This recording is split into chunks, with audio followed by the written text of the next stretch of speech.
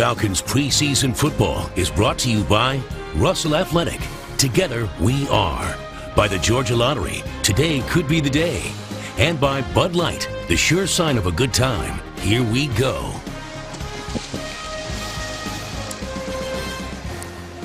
Well, the Atlanta Falcons are trying to streamline their roster. And they're trying to give up playing for the run, playing for the playoffs. And they're hoping the Super Bowl. The Jaguars trying to put some cornerstone to this franchise. They can build a competitive team with a new head coach, Mike Mularkey. You look at the Falcons as they get ready, and Charles, you say we will not see the seniors much. Yeah, you know, it feels like a senior day in college, doesn't it? Except these guys won't be playing. Right? For the most part, they're not going to be out there. But offensive line, you may see a few guys to try and keep the quarterback safe early. Well, there's a look at Mike Smith. He becomes the Falcons head coach, and he's been here since 2008 with great success. 43 wins, 21 losses. And there is Mike Mularkey, spent the last 4 seasons as the offensive coordinator in Atlanta with the Falcons. He takes over an anemic offense here in Jacksonville. He brought in new coaches on that side of the ball, but left the solid defensive staff all intact.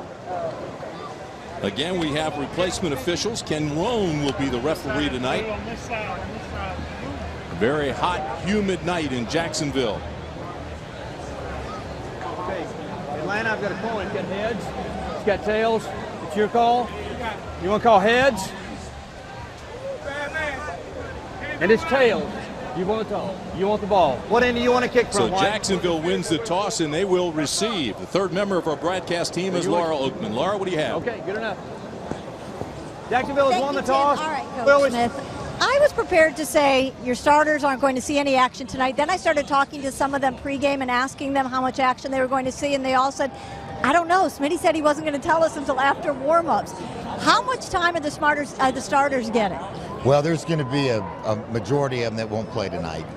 We wanted them to go through warm-ups, and they've done that, and we'll pull them out. Our quarterback and tight end, wide receivers, running back are not going to play, and then we've got a number of starters on defense that won't play either. So it's going to be an opportunity for us to evaluate our young guys. Let me talk about one of the positions I know you're evaluating, right guard. That's been one of the positions that we've been focusing so much on.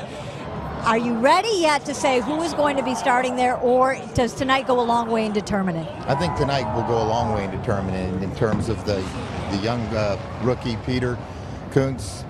He's got an opportunity to play some extended time tonight in the ball game, so it's going to be a big evaluation for him. Okay, other positions down to the line will be, which ones are you focusing on? Well, I think the back end of the defensive back position is going to be an area that we've got to, evaluate. Back into the running back position, back into the offensive line. So it's a big night for a lot of guys tonight. All right, Coach, stay healthy. Good luck. Thank you so much. Tim, Charles, back up to you. All right, Laurel, thank you very much. Right now, Charles has the tools of the game presented by the Home Depot. Charles? All right, we saw Laura just talking with Coach Mike Smith. Make the team. He's talking about different guys where they're trying to solidify spots. Tonight, you can earn a roster spot. Solidify the offensive line. Laura asked him the question. This is the one everyone wants to know. Right guard, Garrett Reynolds, Peter Kahns. Who's it going to be? And the DB rotation at cornerback, Dante Robinson, Asante Samuel, Brent Grimes. Who will be the starters? Who will be the nickelback? A lot of that will be determined not just tonight, but in the next couple of days by the Falcons. All right, we're just about set. 85 degrees in Jacksonville, 30% chance of rain, 71% humidity, and that's what can really bear on the players as this goes along. The heat index is about 93 degrees. Matt Bosher is all set to kick to Mike Thomas. Thomas is about 5 yards deep, and we're underway in Jacksonville. Thomas has speed, but he has no chance to build it up, and he's taken down at the 13-yard line. So a return of 17 yards. And that's how you try to make a football team. You make a play on special teams right out of the gate covering a kickoff. Spencer Atkins, nice job of covering. He makes the tackle. So there's Blaine Gabbert, first-round pick out of Missouri, 6'4", 230-pounder. Looking for a breakout year after last season. 12 touchdowns, 11 interceptions as a rookie. Took a lot of criticism. He's looked a lot more comfortable in preseason. His new quarterbacks coach is Greg Olson, the former offensive coordinator in Tampa Bay, who has a lot to do with the development of Josh Freeman as a quarterback in the NFL. First down, Jaguars, ball on the ground, and looks like Atlanta got it. And they did.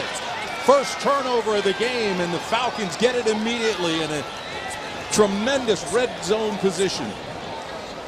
Tim, if this were a tennis match, this would be one of those unforced errors, because really, this had nothing to do with the defense. Gabbert trying to make a toss sweep. I think he ended up hitting his fullback as he turned to try and toss the ball. Ball ends up hitting the ground. Falcons cover. Vance Walker, the four-year veteran out of Georgia Tech, makes the recovery. So Falcons in great shape to start this game. Get a look at Dominique Davis at quarterback.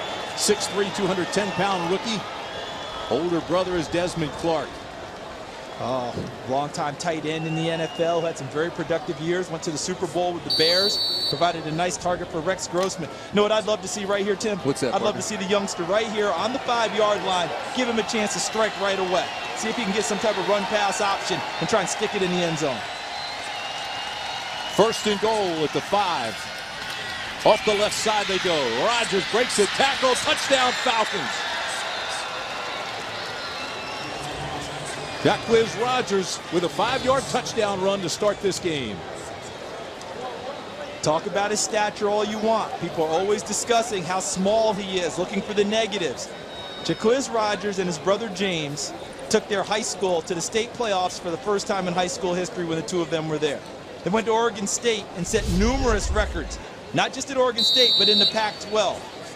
They are the types of players that you've got to look past the tape measure and just figure out that they are football players at a high level. And Jacquizz Rodgers, we talk about cementing the number 2 job, forget it. It is locked down at running back. Good snap, good hold. And Matt Bryant splits the stick. So just like that, the Falcons on the board. And it's 7-0 Atlanta. Didn't take long. 14:44 to play in the first. 16 seconds for 7. After a kickoff and a touchback, 14:44 to play. It took 16 seconds for the Falcons to get on the board. 7-0 Atlanta as we have first down for Jacksonville. Ball at the 20. And again, the defensive line bows its back and meets him in the line. Absolutely nothing there for Jennings. He was hit by Sidbury and Jerry and Abraham all right there. Kia Motors recap looks like this, Charles. That didn't take much. That didn't take a whole lot after the first fumble by Jacksonville, and celebration ensued, and off they went.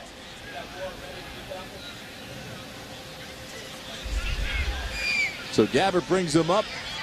Second down.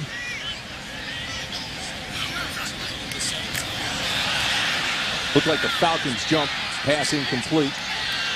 Take a look at the Bud Light starting lineups.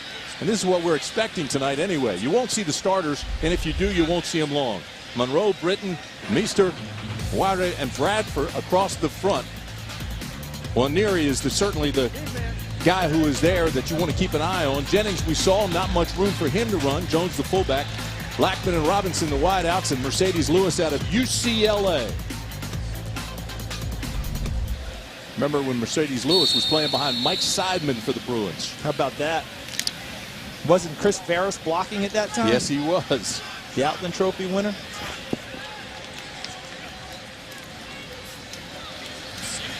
Newary gets a block that time, and it's a buster out across the 25 to the 26-yard line. Goes Jennings for a gain of 4. Tackle made by Akeem Dent. Hey, Tim Brandt, did you notice how the Atlanta Falcons went off the field after recovering that fumble? They seemed awfully jubilant for a 4th preseason game. Laura Oakman, what do you know about why those guys were so happy coming off the field after recovering a fumble? They were celebrating a little too much for a preseason game.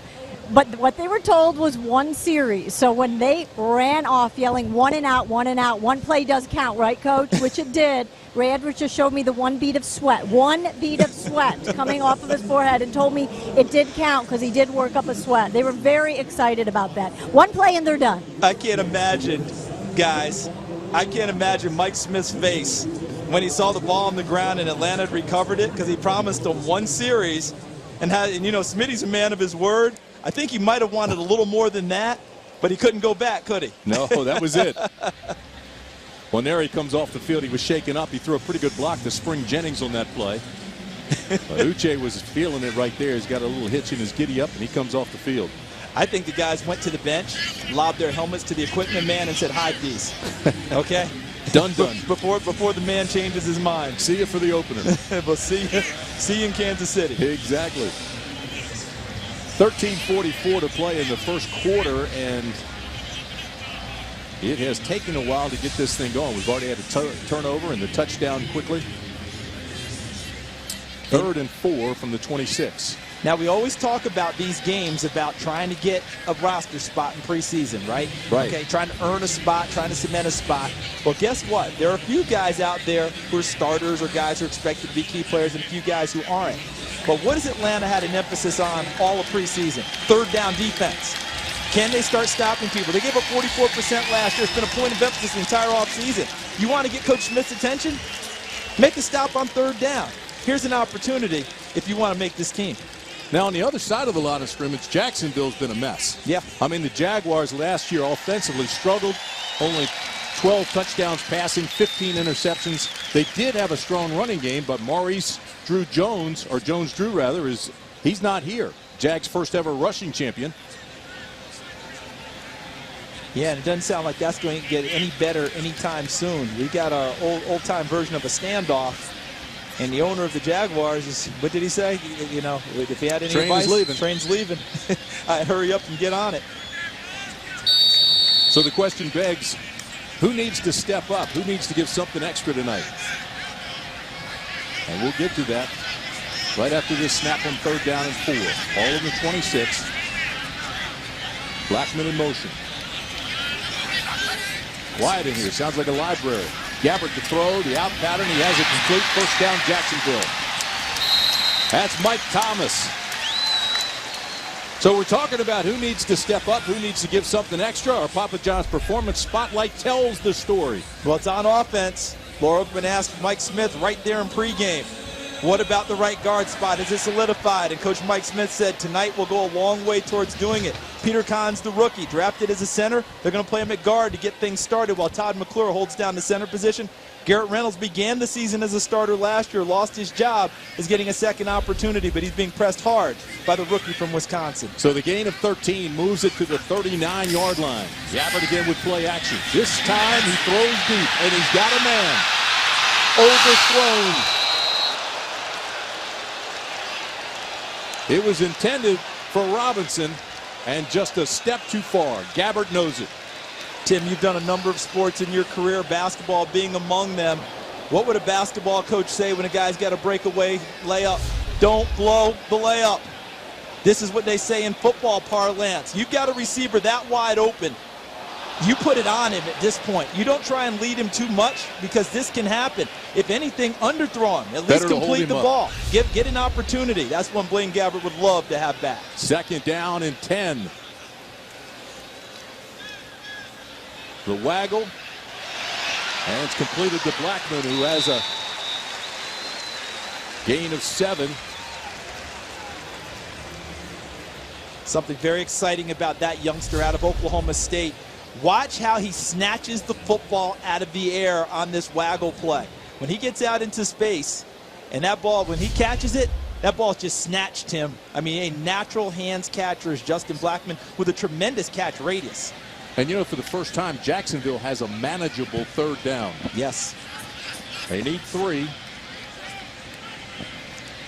And Gabbert has something going here, but he needed to hook up, obviously, on the long one to Robinson because it was wide open. Little timing pattern overthrown. Justin Blackman knew he'd be hit if he went up and got it. And that was covered well inside and out. Number 27, Robert McClain. Number 24, Dominique Franks.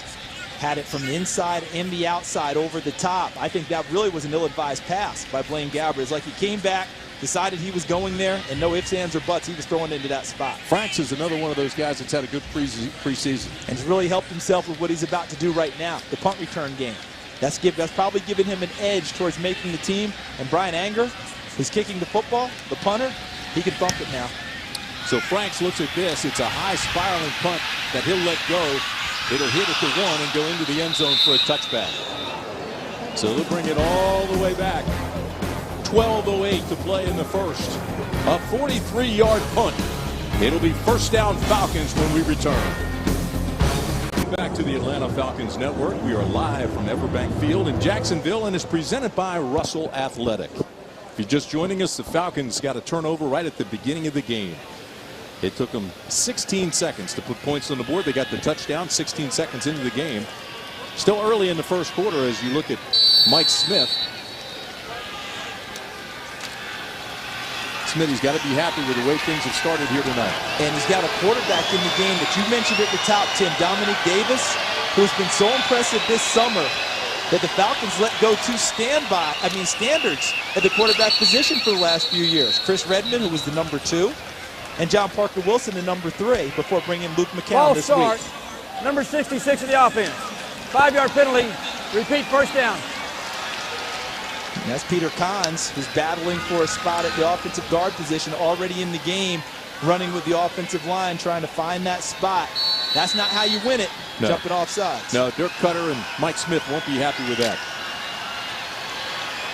But you're right about Dominic Davis. I mean, they like him a lot. He's extremely talented. I think he's only scratched the surface of his potential.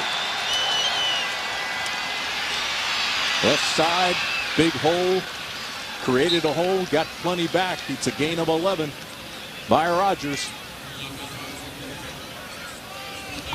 Tackle made by Lowry.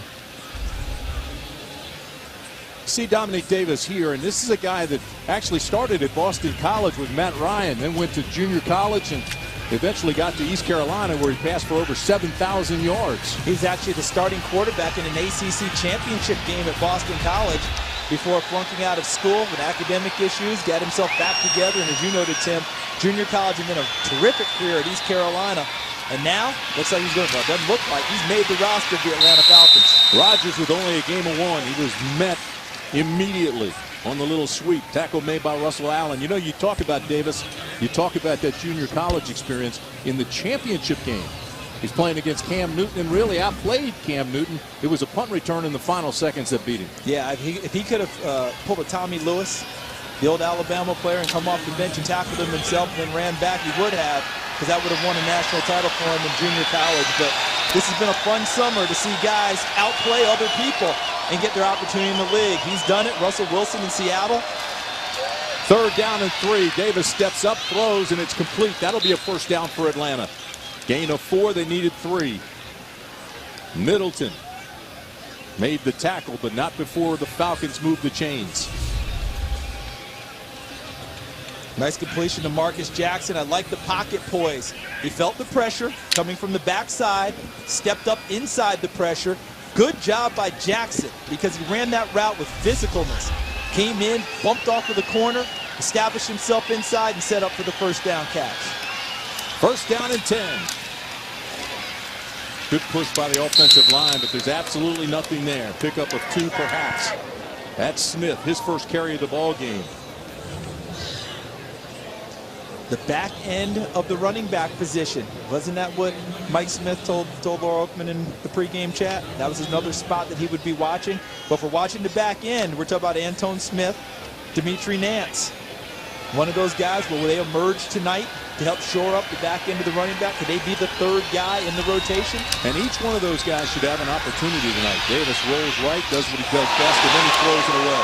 That was intended for Mike Cox. Mike Cox might go back and tell him, you know, you might want to hold that one next time.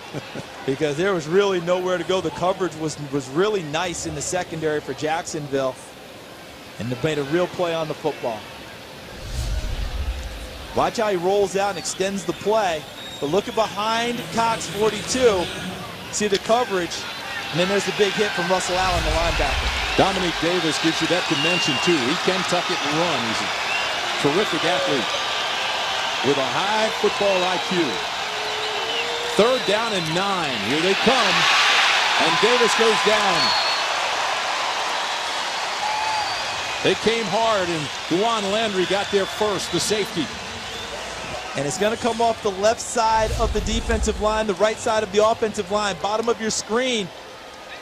You see Juwan Landry. Yes, that's LaRon Landry's brother. LaRon Landry now has left the Washington Redskins with the New York Jets. And he got to him first, a loss of 8. Really, no opportunity there for Dominique Davis to make a play. The rush was there almost about the time he took the snap and took a step back. Landry got there, and Mincy and Allen helped out. So Bosher comes back on the punt. Mike Thomas is standing at his own 25. Boy, this is a good punt here. This will take Thomas all the way back inside the 15. Eludes two, gets a block and goes down at the 24-yard line. 8:49 to play in the first. Atlanta Falcons preseason football will continue after these words from our local stations. Visit AtlantaFalcons.com/tickets during tonight's game to view a special game night ticket special. This offer is only good for this game, and you need to visit the website for details. I can tell you that it does include great value in seats to the home opener against the Broncos. And when the Broncos come to town, that's always impressive, but more so now. To view this pack and learn more, go to www.atlantafalcons.com/tickets or call 855-222-3267. Why is it more impressive now? How did Tim? Peyton Manning look last week? Why is it more impressive for the? Oh, that's right, Peyton Manning. Did it look like he missed a beat? And what was even better, he took a few hits. Oh, I know and it. got back up. I know it. The confidence level is rising. Gabbard's pass is knocked away nicely. Good coverage by Franks. Franks is doing everything he needs to do to make this ball club. You're right about that, because the punt return got him propelled in our first preseason game against Baltimore. And since that time, what he's been told is we need to see everything on the defensive end, because he's locked in a pretty good battle back there with a couple other DBs. The punt return ability can separate him, but he has to add everything to it. We just saw an example there, him knocking a pass away. Second down and 10 from the 23. This is Jennings. Jennings breaks it, looks out into the secondary. There is a flag down, but Jennings carries it out to the 40-yard line. So it's a first down, gain of 17, and now we'll wait to see what the flag is about. They're not going to like where it came from. It came from the referee behind the play, I believe. That's never good. That's never good for an offensive line. Illegal, hands to the face, number 52 of the defense. That penalty is declined. It's a first down. Not a call you get very often, Tim. Hakeem Dent, hands to the face. That's from the linebacker getting his hands underneath the helmet and pushing the face mask up, lifting the head back against the offensive player. I saw it inside in the scrum. The officials got that one right. But Rashad Jennings, the guy who's taken the place of Maurice Jones-Drew, fourth-year pro. He's played in 28 games with 3 starts, 5 touchdowns last year. First down and 10 at the 40.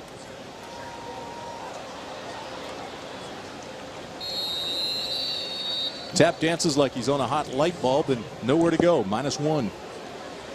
The man who made that play for the Atlanta Falcons will not get any credit because he won't get a tackle, he won't get an assist. But Chris Hope made the play, the strong safety. Coming into the backfield, taking on the fullback and jamming things up, making the running back adjust and change direction without gaining ground, allowed the rest of the posse to get to him and bring him down.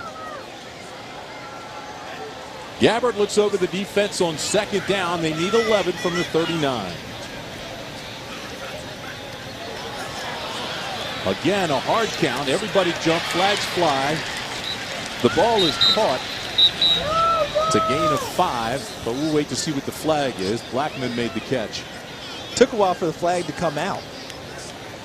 You saw the jump, we saw the jump, and the flag didn't come out till the ball was in the air. It's almost like they kept expecting someone else to throw the flag. Defense, number 99, outside, this snap. 5-yard penalty, repeat second down.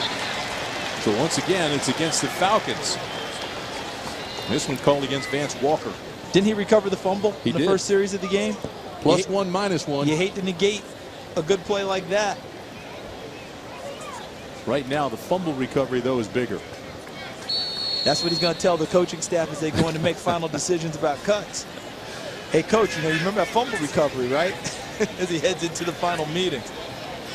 That's 3 penalties against the Falcons here in the first period. None for Jacksonville.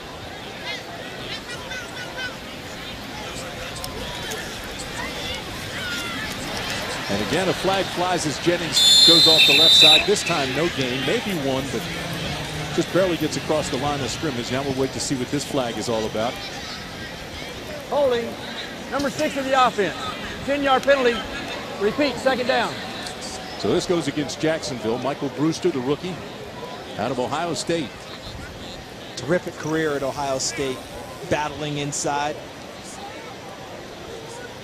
He's a big fella, isn't he? He is. Started there as a freshman and worked his way through the Big Ten wars, but yeah, he got caught there. Looked like he was working on Parade Jerry, number 94, who's had a really good summer, working his way back from that tough knee injury he had 2 seasons ago.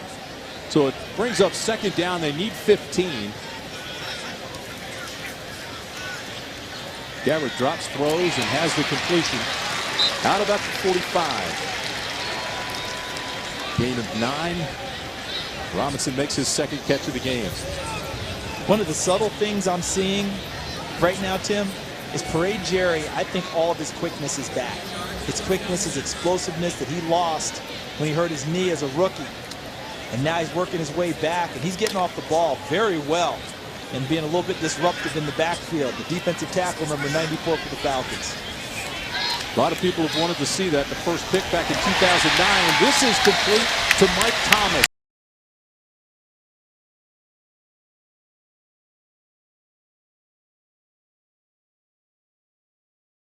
You noted that a little while ago, Tim, talking about Blaine Gabbert, the quarterback for the Jacksonville Jaguars. Tough year. Many people thought he felt and saw the rush way too much.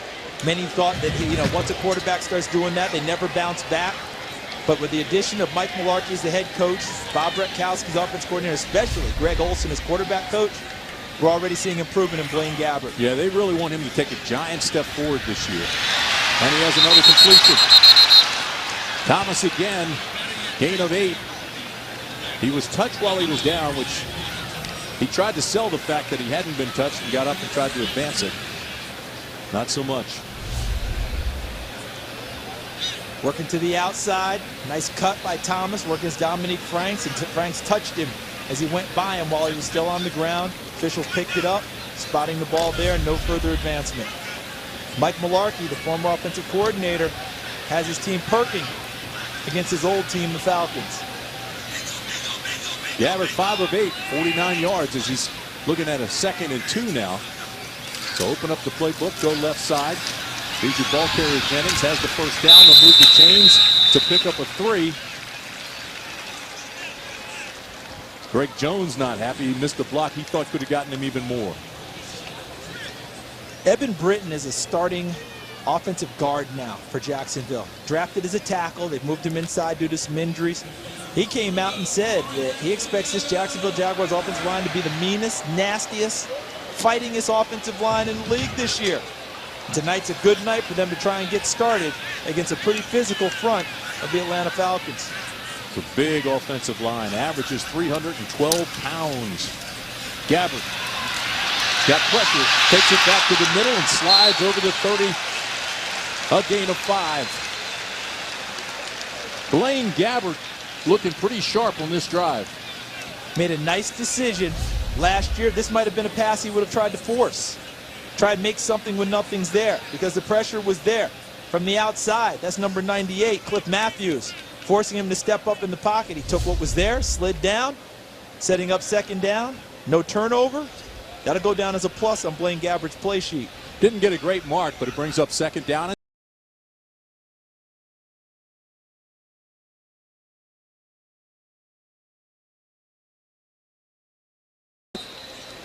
Jennings had nowhere to run. Penetration inside. Is that Parade Jerry, 94? Wrapped around the ball carrier? You talked about him, and he's having a great camp, as you mentioned. Because the get off inside from the Falcons defensive front is pretty special. Beat them to the punch, even though the Jaguars knew the snap count and the Falcons didn't. Never good when you see a player down. We talked about him, and Parade Jerry now slow to get up. We'll be back after these words from your local stations. Watching the Atlanta Falcons Network. It's presented by Russell Athletic, and the good news is Parade Jerry got up and ran off by himself. Everything seems to be okay in one piece and in working order. Good. You're just hoping you get the wind knocked out of him because he made a nice play in the backfield, bring up this 3rd and long. Gabbert this drive, 3 for 4, 29 yards. This is 3rd down. They need 7. Wide open. Gabbert now 4 for 5 as he completes the pass to Mike Thomas and a gain of 7. It wasn't ideal, but what you liked was the tackling in the secondary by the Falcons. Robert McClain, number 27, Peyton Thompson, number 37. After the catch, they really didn't allow any yards after the catch. Put him down on the spot, which made it 4th and short, making the Jacksonville Jaguars make a decision. Mike Nolan, he likes the big nickel defense in this pass-happy NFC he's in. He's been moving guys in and out, not showing too much, but on 3rd and 7 makes the stop here, so it brings up 4th down and 1. And I'm not sure he made it. I think on that spin, it'll depend on the mark.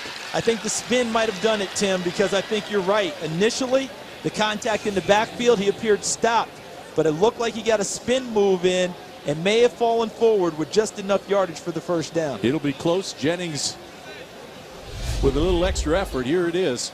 See, I think Atlanta's winning the battle up front there. See how the line of scrimmage shifted to the backfield of Jacksonville? But the spin by Jennings, I think, was enough to get him over the top. Well, they're going to take a look at it and bring the sticks out. It's going to be close either way.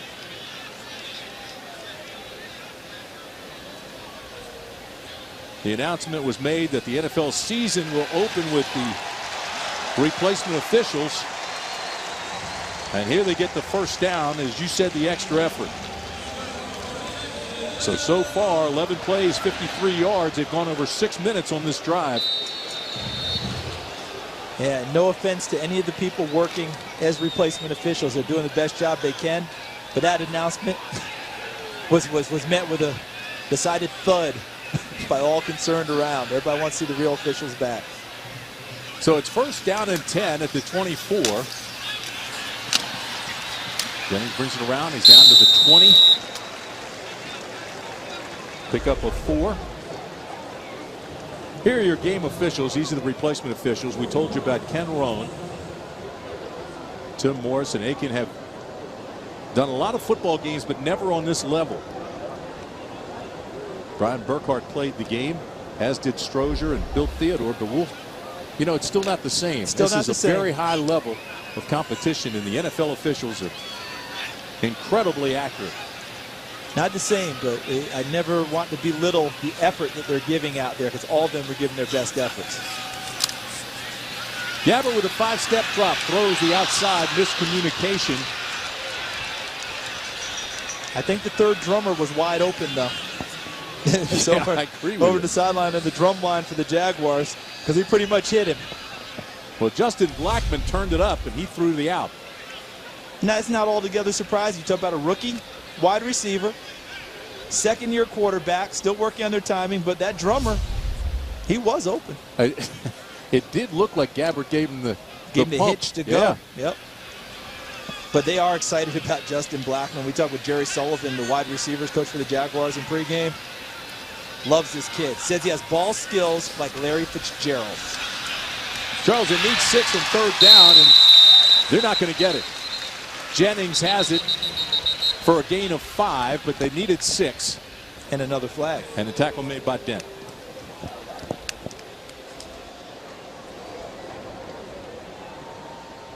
Defense, offsides, number 94. 5-yard penalty. Repeat, 3rd down. Here's your gap parade, Jerry. That drive coach is crazy, giving them extra opportunities. And as highly tuned up as offenses are, not just in the National Football League, college, high school, you don't want to give extra plays to these offenses. They were ready to get off the field with a field goal attempt. Instead, now it's 3rd and short. They need 1. Nice cut to the outside. 1st down for Jennings, and then some inside the 10. It's a gain of 7 by Rashad Jennings. In 3 preseason games, he's rushed for 175 yards on 36 carries, 5 yards per carry, and really nice move to get to the outside. How about the eyes, the vision, to taking the legs to where the hole was, and then exploding upfield through the gap for the 1st down and more. What a great point, because the eyes move the feet. And now it's 1st and goal at the 8.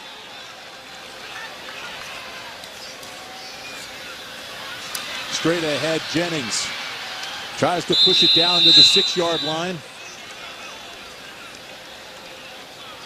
It'll be second goal from the 6. Second and goal for Jacksonville on a pretty good drive. The end of the first quarter. Falcons 7, Jaguars nothing. We'll be back. 7-0 Atlanta. Jacksonville marching here as we start this second quarter in Jacksonville with Tony Baselli and Brett Martineau. I'm Kevin Kugler. Why not try some Jaguars group therapy this season? Bring your team of 10 or more and receive special group rates from $40 per seat. Call 904-633-2000 or visit Jaguars.com. The #1 offense after a rocky start. First play from scrimmage in the ballgame, fumble the football, and the #1s have been out there ever since. We're looking for redemption. One would say they've gotten the redemption. It's been a very impressive march right now. Rashad Jennings, though, a little more than breaking a sweat tonight. 10 carries, 32 yards for Jennings in that first quarter. Yeah, he's on pace for a 40-carry night if he played the whole game, which obviously he won't. But Mike Mularkey wanted to make a statement and finish this preseason off the right way, and I like it. With a young team, this is what you need to do. Second down and goal from the 7-yard line. Jennings with his 11th carry right into the heart of that line, and Jennings down to the 5-yard line before Parade Jerry got to him and knocked him back. It'll be third down and goal from the 5. And once again, just the battering ram, a nice little play-action fake, faking the swing pass to Justin Blackman, but nobody was fooled. The Atlanta Falcons defense did not even think for a second to look outside to the rookie receiver. Their focus is on Rashad Jennings, and rightfully so. 11 carries. Third down and goal now for the Jags. Thomas motioning to the top of your screen.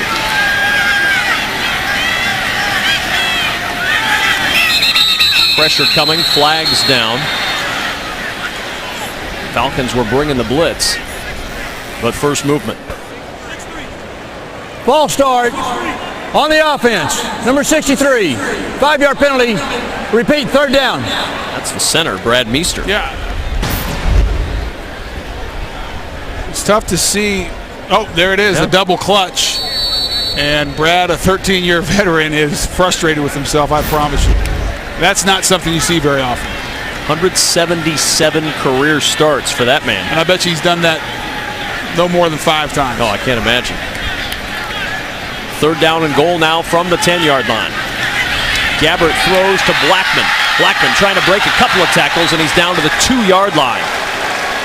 Justin Blackman in traffic, just able to snatch that ball out of the air away from defenders. We've seen it ever since he joined the team for that second preseason game in New Orleans. And Michael Mularkey's going to keep this offense on the field and try to get into the end zone with this first unit, keeping Josh Scobie on the sidelines, bringing big Greg Jones back onto the field. And you think Mike Mularkey might mean business and maybe didn't like that loss last week and the way they played in Baltimore and how this game started. And I promise you, he has everyone's attention on the sideline right now. And the Jaguars are going to take a timeout. 13-10 remaining in this first half. Fourth down and goal. The offense getting ready to go for it. You're watching the Jaguars Television Network. We're in the second quarter, 13:07 to play. The Atlanta touchdown came in the first few seconds of this ball game. They get forced to turnover and scored on the very first play with Rodgers taking it into the end zone. This is first down, Falcons. And they come from the 1 and bust it out to about the 4. Jacksonville win 18 plays, 76 yards. They ate up 10 minutes and 42 seconds off the clock and got no points. When's the last time you saw that, Charles? An 18-play drive, no points. That's discouraging for a team. Put all that effort in and come up empty. The good thing is you change field position in a big way to help your defense. Can they hold Atlanta in? I liked Atlanta's first down play. I thought they got a nice push over the right side. Peter Kahn's at guard, Mike Johnson at tackle to get them the yardage off of the goal line. Rodgers the setback, and he's in the end zone. Second down and 6. Across the 5 to the 7 and runs into a wall.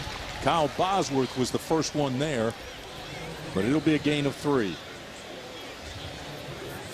This is what offensive coaches want to see. How do we do in a backed up position? Can we get a couple of first downs to give our punter a chance to change field position?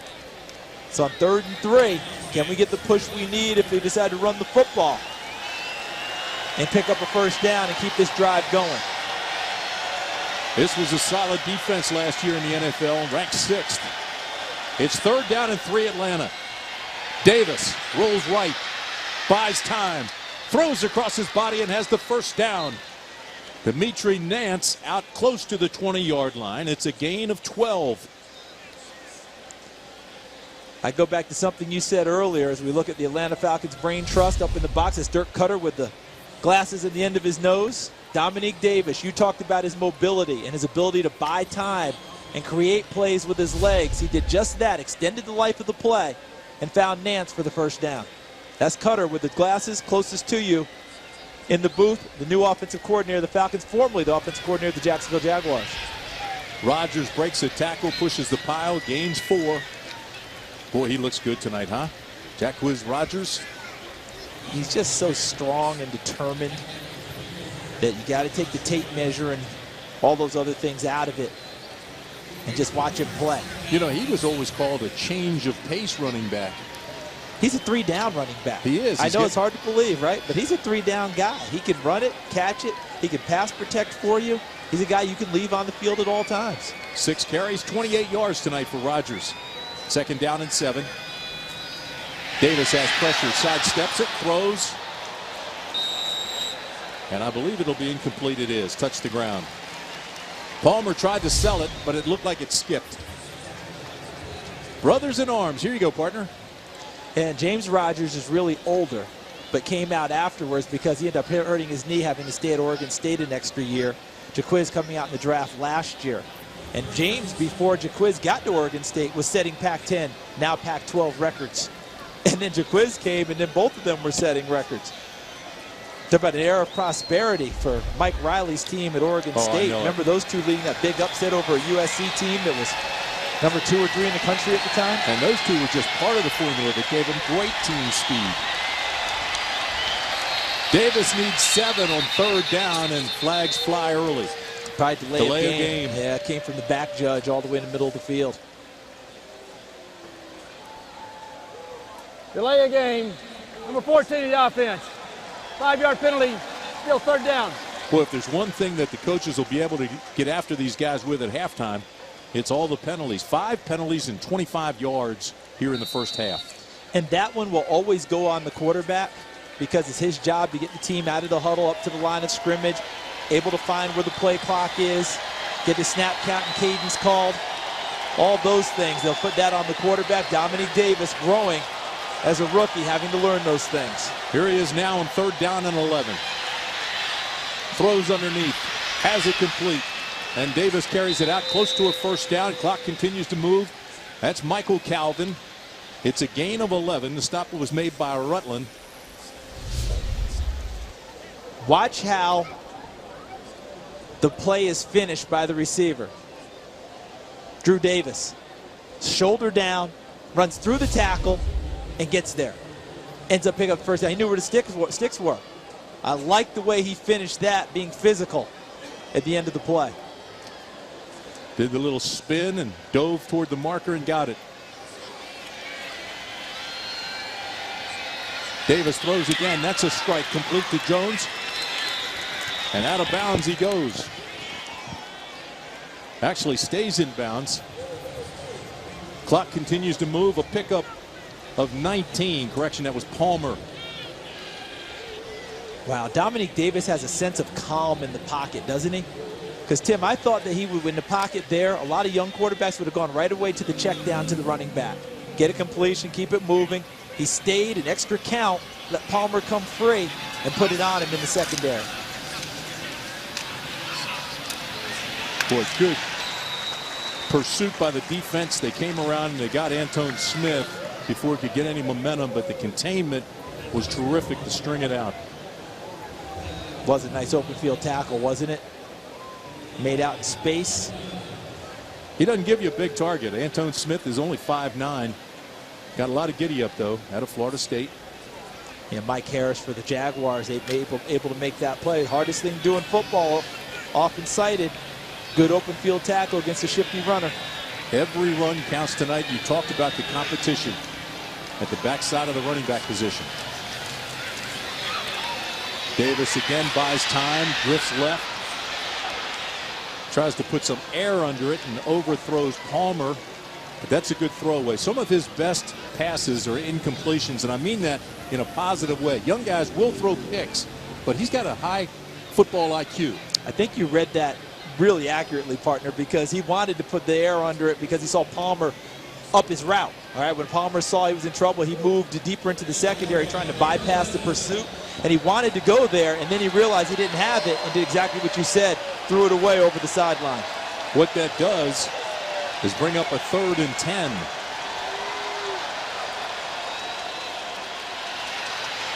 Davis, incomplete, should have been caught. It was intended for Kevin Cone, and that will hurt Cone in his evaluation, because that competition we talked about at running back is also at that wide receiver spot. They're battling for that 5th spot. And Drew Davis did this with number 54, Joshua Jones, bearing down on him and putting his chest in the chest of Drew Davis's. Kevin Cone, many thought was going to lock down the number 5 receiver. That was a foregone conclusion. It's not. He still has some play to make up after that drop. So Atlanta will punt it away. Bosher gets a high tail wagger, and Thomas will fair catch this at the 11.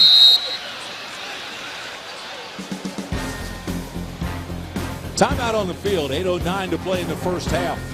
It's still 7-0 Atlanta. No return. And the Falcons with a 7-0 lead sit comfortably with Jacksonville now banged up and backed up. Seen a couple guys limp off, but not so much for the Falcons. Thing that's bothered Atlanta here in the first half, 5 penalties for 25 yards. But Dominique Davis has done a terrific job moving the football and staying out of harm's way. See him over there with the tight ends, Coach Chris Selfo, going over the photographs and things that he's seeing. See Matt Ryan with the visor, kneeling down in front, offering some counsel for his former teammate at Boston College. Matty Rice safely out of harm's way, not even in uniform tonight. One of the smarter moves of Mike Smith, the head coach of the Falcons. Anybody who's ever been in camp, Charles, knows the worst thing are injuries. You got to stay away from injuries. Yes. But what do you think about just getting in the groove, staying in the groove, getting ready for that first game? Do you think Matt should have played any downs tonight? No, not at all, because he's a veteran. It's not like his rookie year. He's a veteran. He's been through all this before. I think he's as sharp as he can be, and I don't think he's going to lose it by not playing tonight. No, I agree with you 100%. But there's been a lot of talk about that. Always that question radio mark. I was get lighting up in Washington when RG3 didn't play, because there's a rookie who does need some reps. And that's something that you think about. But, you know, and I know Mike Shanahan wrestled with it, weighed it. And I think what he probably came down on is that guy's our season. You know, if we really get down to it, I'll take a few less reps now, hoping to have him November, December, where they might actually be fighting for a playoff spot. Chad Henne is now your quarterback for Jacksonville. Gabbert leads 7 of 12, 64 yards. Again, all rosters have to go from 75 to 53 by this weekend. Tomorrow's cutdown day in the National Football League. Incomplete. Chad Henne, 6'3", 230 pounds. Missed most of the 2011 season with shoulder surgery. But he's a time-tested veteran. Started for the Dolphins a couple of games. Former second-round pick out of Michigan. He had 1 year where it looked like he had a chance to be a real solid NFL starting quarterback. And then it all went away. Here's another opportunity for him here in Jacksonville. But Blaine Gabbert has played pretty well in the preseason. Absolutely nothing there. The defense steps up, stops Parmalee. And again, the defensive line got good penetration and the linebackers filled. But that was textbook, wasn't it? It was. It's just as you described. The defensive line handling everything up front, allowing the linebackers to stay clean with no blockers on them, flow to the football and put the ball carrier down, and brings up 4th down. A nice stop deep in the territory of the Jacksonville Jaguars. So the Falcons should get good field position after this punt. But this kid, I'm telling you, I don't know if you've seen him pump before, Tim, Anger. If you're on the field in pregame and you hear that thud, you know it came from Anger. you know it came from him. Well, Franks is going to be standing back by his 30. This will take him up by the 35. Sidesteps one, gets a block, and tiptoes his way up to the 37-yard line, maybe the 38. 46-yard punt and a 3-yard return. Anger's not happy with it.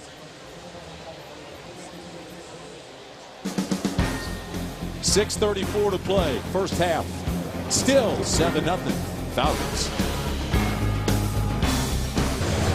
Running back's work is never done. Rashad Jennings working the bike after his night comes to an end on the football field. He didn't get enough of a workout on the field? Apparently not. I'm tired watching him. The Jaguars have just launched the new and improved Jaguars Rewards program, where all Jaguars fans can now take advantage of online savings and discounts just by signing up at rewards.jaguars.com. Don't miss out on your Jaguars Rewards. Activate your Jaguars Rewards online at rewards.jaguars.com. Having a couple of the young linebackers in, Julian Stanford. He's a guy that's fighting for that last position, one of those last 5th or 6th linebacker positions on this defense. Brandon Marshall out there as well on first down. To give up the middle and across the 40 to the 41-yard line goes Rodgers. A guy like Julian Stanford started camp very fast, had a great scrimmage, and he's played well during the preseason games. Hasn't done anything to stand out, a spectacular play, but he's had a very solid camp, especially for an undrafted rookie free agent. Yeah, Brandon Marshall, the draft pick out of Nevada, he's another guy fighting for that 5th, 6th linebacker spot. I said Rodgers, that's Dimitri Nance back there for the Falcons. He gets the carry again. Nance trying to find some room upfield, and Dimitri Nance down in the arms of Brandon Marshall, just shy of the first down at the 47-yard line. And you talk about the comparison of Julian Stanford and Brandon Marshall. Always harder for a guy who's undrafted as that rookie free agent to make the ball club for a lot of reasons. Maybe the biggest one because they haven't invested that draft pick in you. If you're a draft pick, you always start, even if it's just a step ahead. And so you have a little bit more to prove as an undrafted guy. And not much push as they try the middle with a fullback. Very close to a first down. But a good job of surging up front by that defensive line. DeAnthony Smith, the third-year man out of Louisiana Tech, who has been so injury-plagued in his career, and a chance for him to finally play in his first NFL game coming up on September 9th. And I think he's made the ball club. Obviously, I don't think they ask you and your or my I know opinion. they haven't asked my opinion. They haven't asked my opinion as well. But he has played outstanding, and I know they're excited that he's healthy finally. He has shown the flashes of explosiveness. He is probably maybe the quickest defensive lineman with that first step, and they feel like he's only going to get better. And a first down for Atlanta. Well, he had the Achilles in 2010 to DeAnthony, and then last year the toe injury got him in the preseason, put him on IR, and that ended his year. But he stayed healthy throughout this camp, and the interior of that defensive line, they've really built up some nice depth on the inside. Really, the question is going to be for Jarius Pendleton. Where does he shake out? Is he the 5th defensive tackle? He's in there. The 7th round pick this past draft. Davis with all day to throw to the right side, and it's intercepted. At the 40-yard line, it is picked off by J.K. Schaefer, and the Jaguars get the turnover. And there's another one of those rookie linebackers in the mix. Well, he's the one guy we didn't mention, and he makes a big play. And that's what you need to do. And now if you want to back that up, you make an interception, then it's special teams, because really that's the difference maker of making the ball club down the roster. Schaefer gets the turnover. The offense coming on the field next. J.K. Schaefer, the rookie out of Cincinnati, with a big play, gets the turnover and gets it back for the Jaguars offense. And good anticipation here by J.K. Schaefer. Yeah, he does an excellent job of breaking on the ball. You can see him running underneath the route. Very poorly thrown ball by Dominique Davis, but a good job of J.K. Schaefer being there, being in the right, half the time just being in the right spot. And then he does the one thing he has to do, he catches the ball. And the second thing he did was he hung on to the ball when he got tackled. Absolutely. So J.K. Schaefer, part of that linebacker mix, and some tough decisions to be made at linebacker for these coaches. And if you're as you're watching this game tonight, pay attention to special teams and look for those linebackers and special teams and see which one stands out.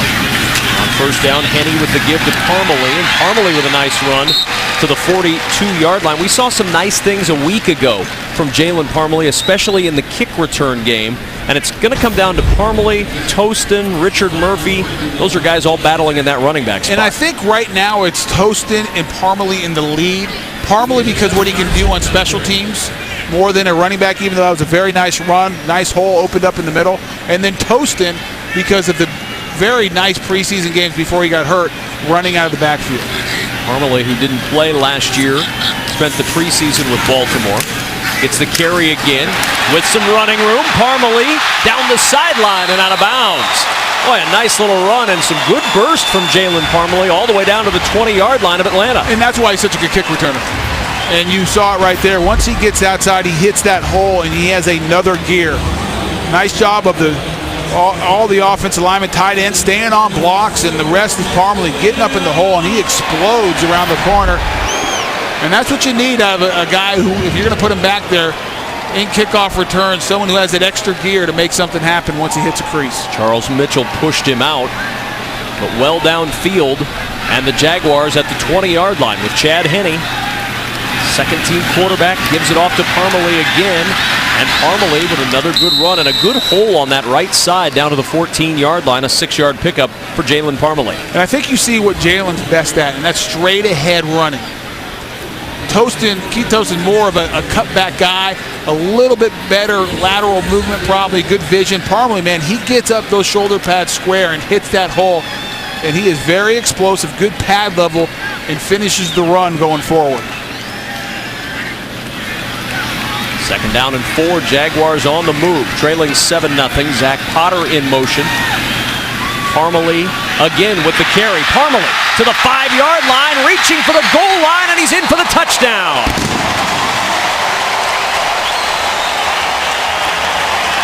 That was the Jalen Parmalee drive for the Jacksonville Jaguars.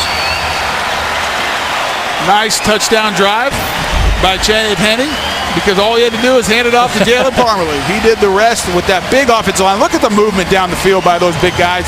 Daniel Baldridge on a block, almost made the tackle.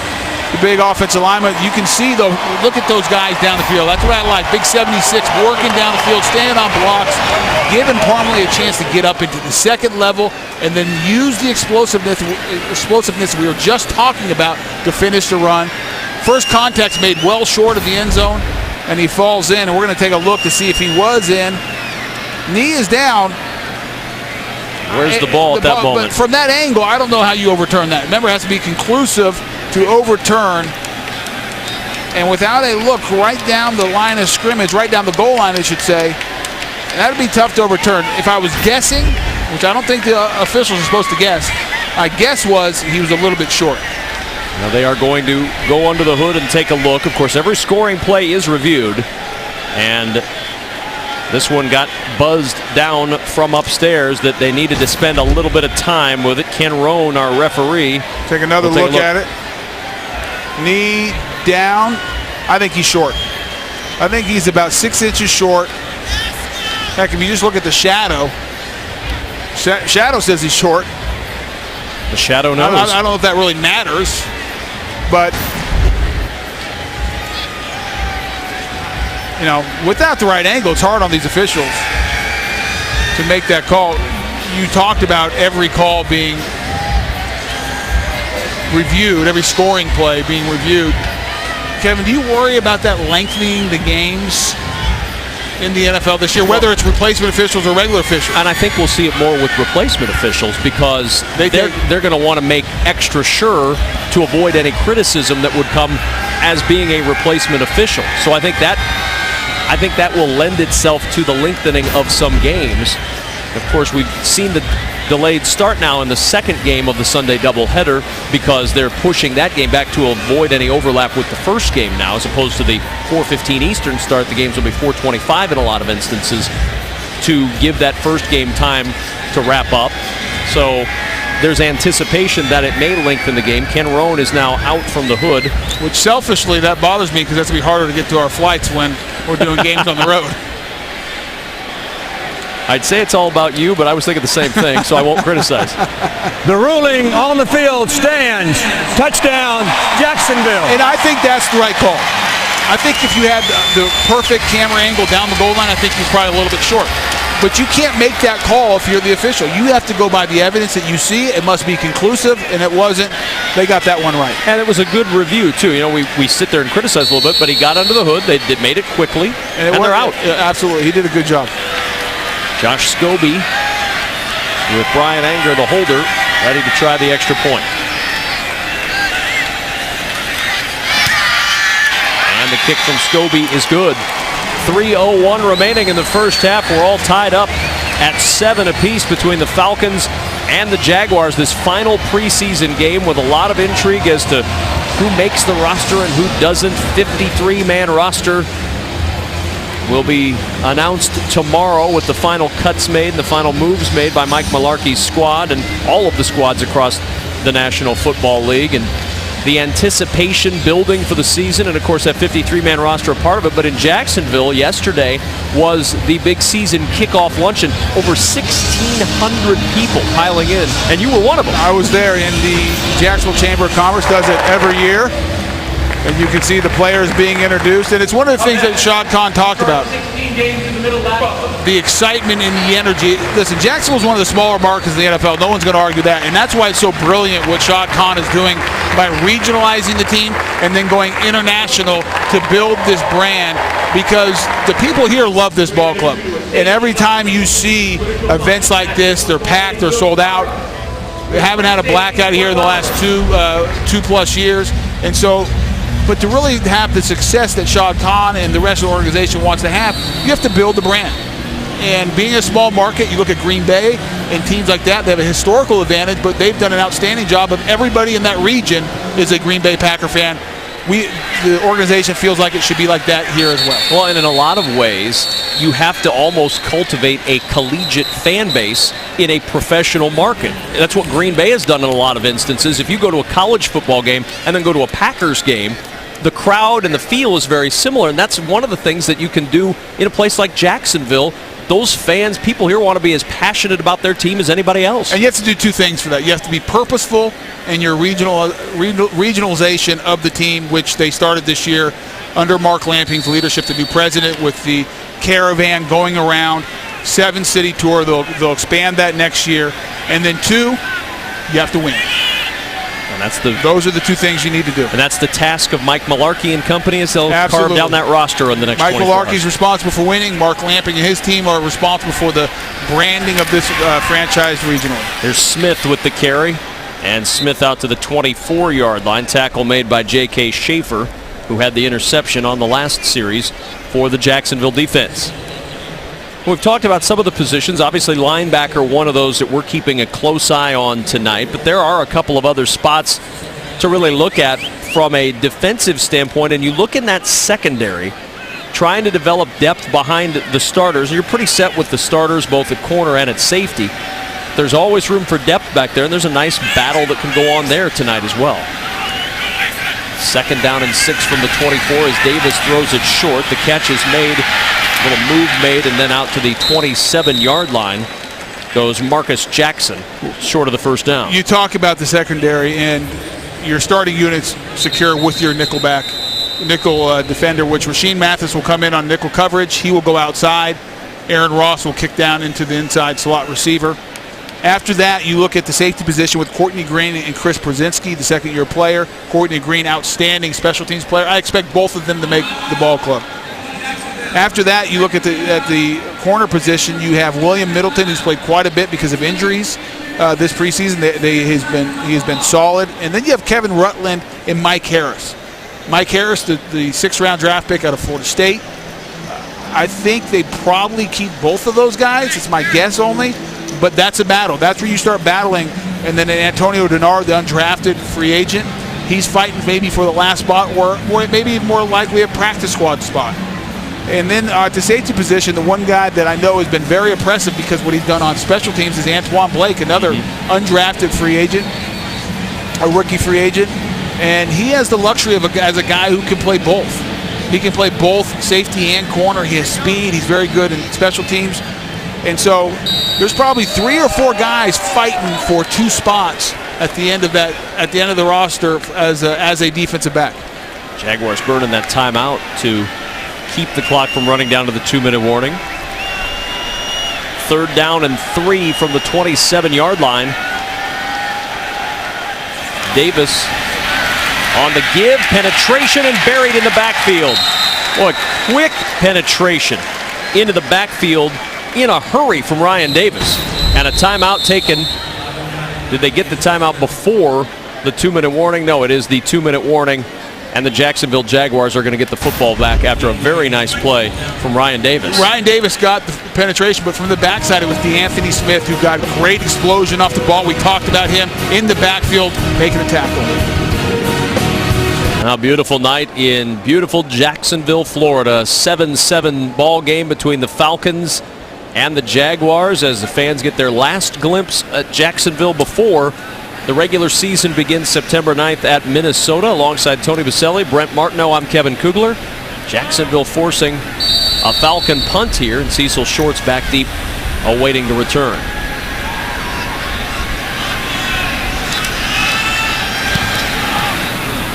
Short punt, and Shorts will come up on it and field at the 36-yard line with a fair catch, and he's frustrated with himself that he called fair catch. A low punt like that, I know it was short, so he's thinking the coverage is going to be there. That's when he's got to take a quick glance, and he had 5 to 7 yards of running room before the first defender was going to get there. He was kicking himself on the field. I think he's going to kick himself again on film tomorrow as he watches that, and that's a play that could have been made. 1st down and 10. Ball at the 37-yard line. Chad Henne with Keith Toston now in the backfield. Toston, who was injured 2 weeks ago in New Orleans. Back out there for the first time since. And Henne on 1st down throws and completes this one to the 45-yard line. And a good catch in traffic made by Mike Brown. Jags in the hurry up here with the clock winding down here at the end of this first half. Quick slant, Cecil Shorts with the grab and into Falcon territory at the 46-yard line. A lot of questions about Cecil Shorts. He hasn't done much since the first preseason game, but he had a very good week at practice this past week. At the 46-yard line, Henne under pressure. Henne on the run. A lot of room to run for Chad Henne, and he'll take it all the way out of bounds inside the 30-yard line. They'll mark him out at the 31. A good gain for Chad Henne and a 1st down as the Jags stop the clock with 1:13 remaining first half. Kevin, watch at the end of this play. Watch Cecil Shorts fighting and battling to block his defender right there and gave Chad Henne another 7 or 8 yards because he didn't give up on the play. He stayed in it. He kept on working, staying alive in the play, staying awake down the field, and it helps gain a few extra yards at the end of the run. 110 yards on the ground now for Jacksonville in this first half. Henne over the middle, catch is made, 1st down inside the 20, down to the 19-yard line. And again, the offense just clicking right along. Brian Robisky with the catch. And this is the best that Chad Henne's looked this preseason. Throwing the ball very nice, very accurate. On 1st down, Henne under pressure, throws it short, juggled, and it's intercepted. Off the hands of Toston and into the hands of Dominique Franks. That'll go on the INT, in the INT category for Chad Henne, but that's not on him. He does a good job of staying alive, working up the pocket. Throws it a little bit low, but that's one that Keith Toston's got to catch.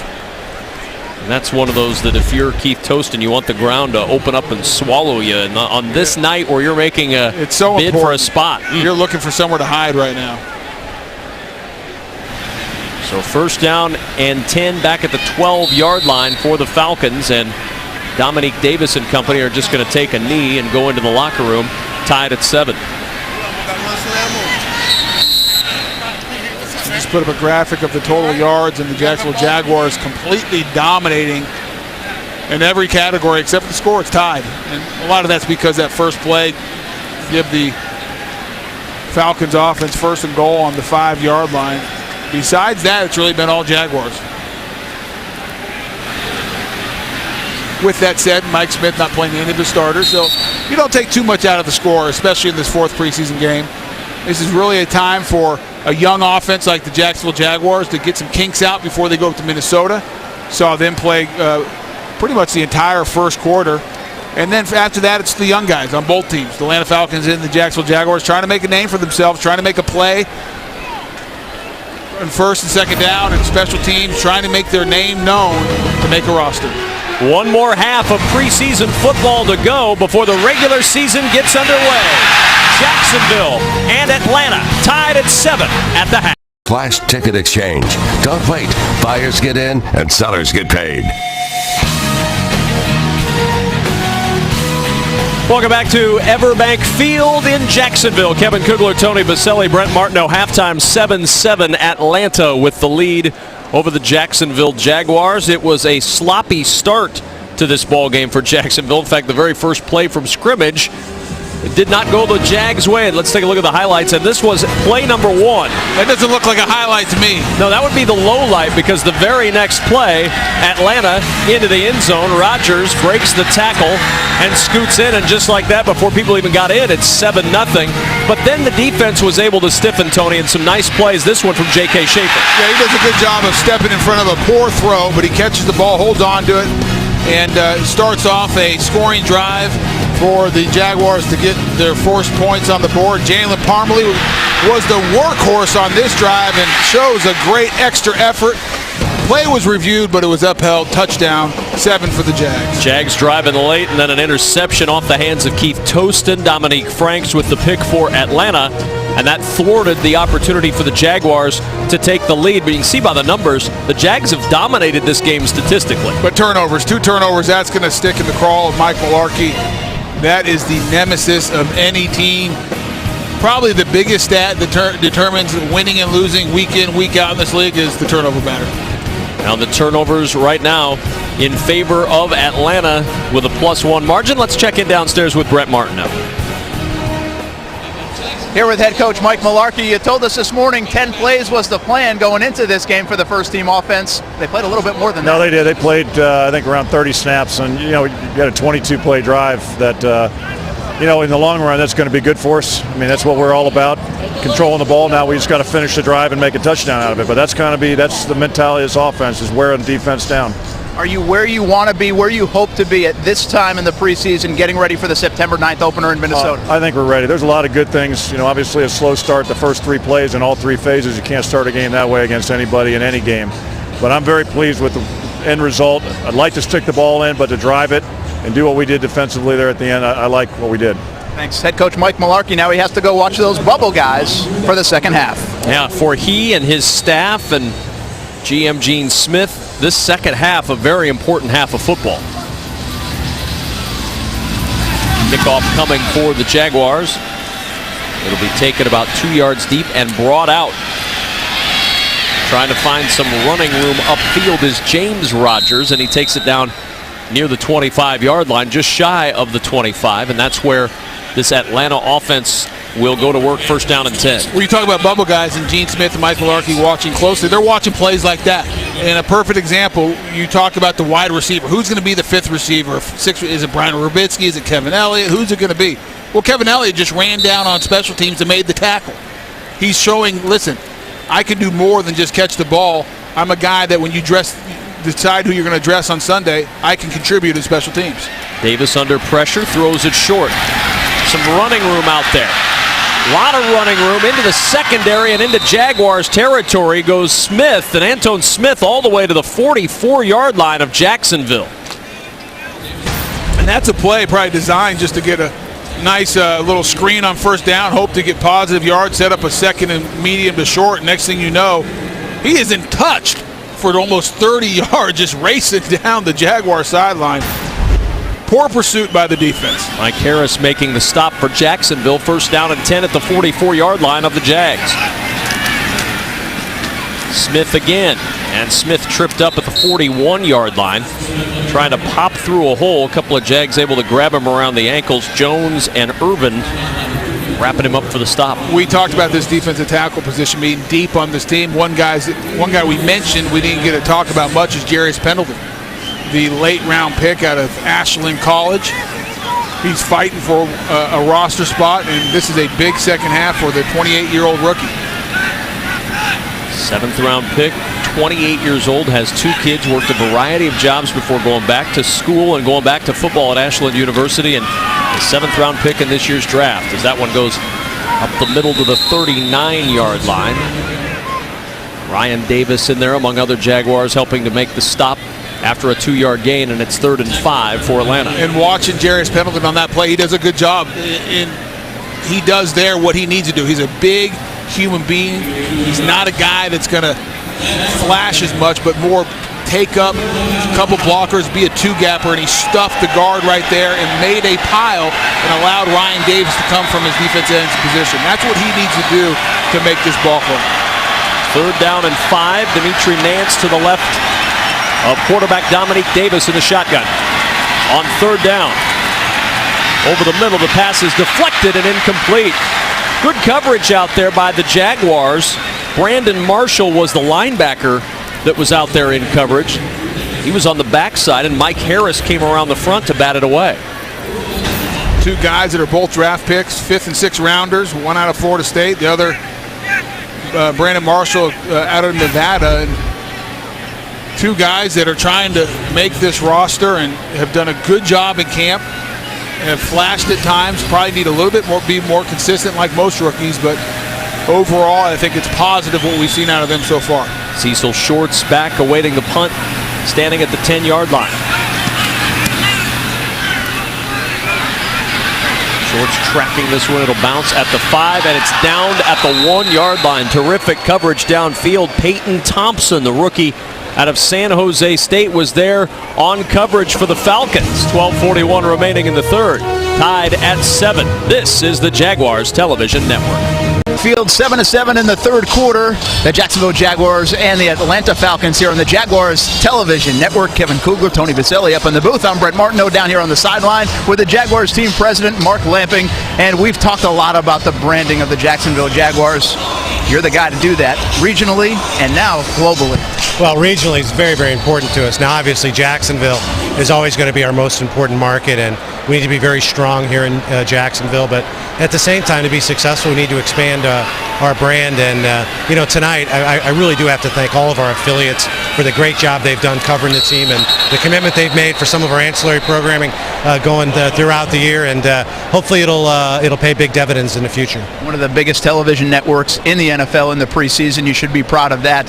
What is your take so far in the early stages of what you're trying to build here in Jacksonville? Well, we're making progress. We have a long, long way to go. And, the one thing I hope our fans understand is that, number one, we certainly don't take their business for granted in any way. We're going to do everything we can to earn their business, and I know if we do our job, we'll be very, very successful. You did do that caravan regionally in the offseason. Very successful, and I think you want to extend that coming up next season, too. Why is that so important here? Well, Jacksonville isn't the largest NFL market. It's a very strong market. Tremendous amount of football support here in the Jacksonville area. But, it's our business is more competitive than it's ever been. And we need to supplement that, and one of the ways to do that is to expand the brand a little bit and try to draw a bit from some of the regional markets. And in order to do that, we have to show commitment to those markets. So, first getting out with the caravans, but also supporting charitable organizations in those communities, making it easy for the media in those communities to cover and follow the Jaguars. And that's why our affiliates are so important, both on the TV and the radio side. The response, by the way, was outstanding for those. And what you've done inside here for the fan experience at Everbank Field has been pretty amazing too. Tell us about some of the new things when you get folks from Orlando, Tallahassee, Georgia coming down to the stadium that they maybe haven't seen at a football game here in Jacksonville in a while. Well, we want to make sure that we eliminate any barrier there might be for people to come to the game. So, people complained about concession pricing, so that was easy for us to deal with. We let you bring your own food in. There were complaints about people that were bringing small children that would sit on their lap that they'd have to buy a ticket, so we eliminated that policy. So if you have a small child, you can bring them in as long as they're under 32 inches tall and can sit on your lap. And, kids, it's expensive to come to the game, so we developed some half-price ticket offers, and we're trying to do everything we can, particularly to not only develop our regional markets, but also the younger Jaguars, those that were perhaps born after 1980. That's really the generation that grew up with the team.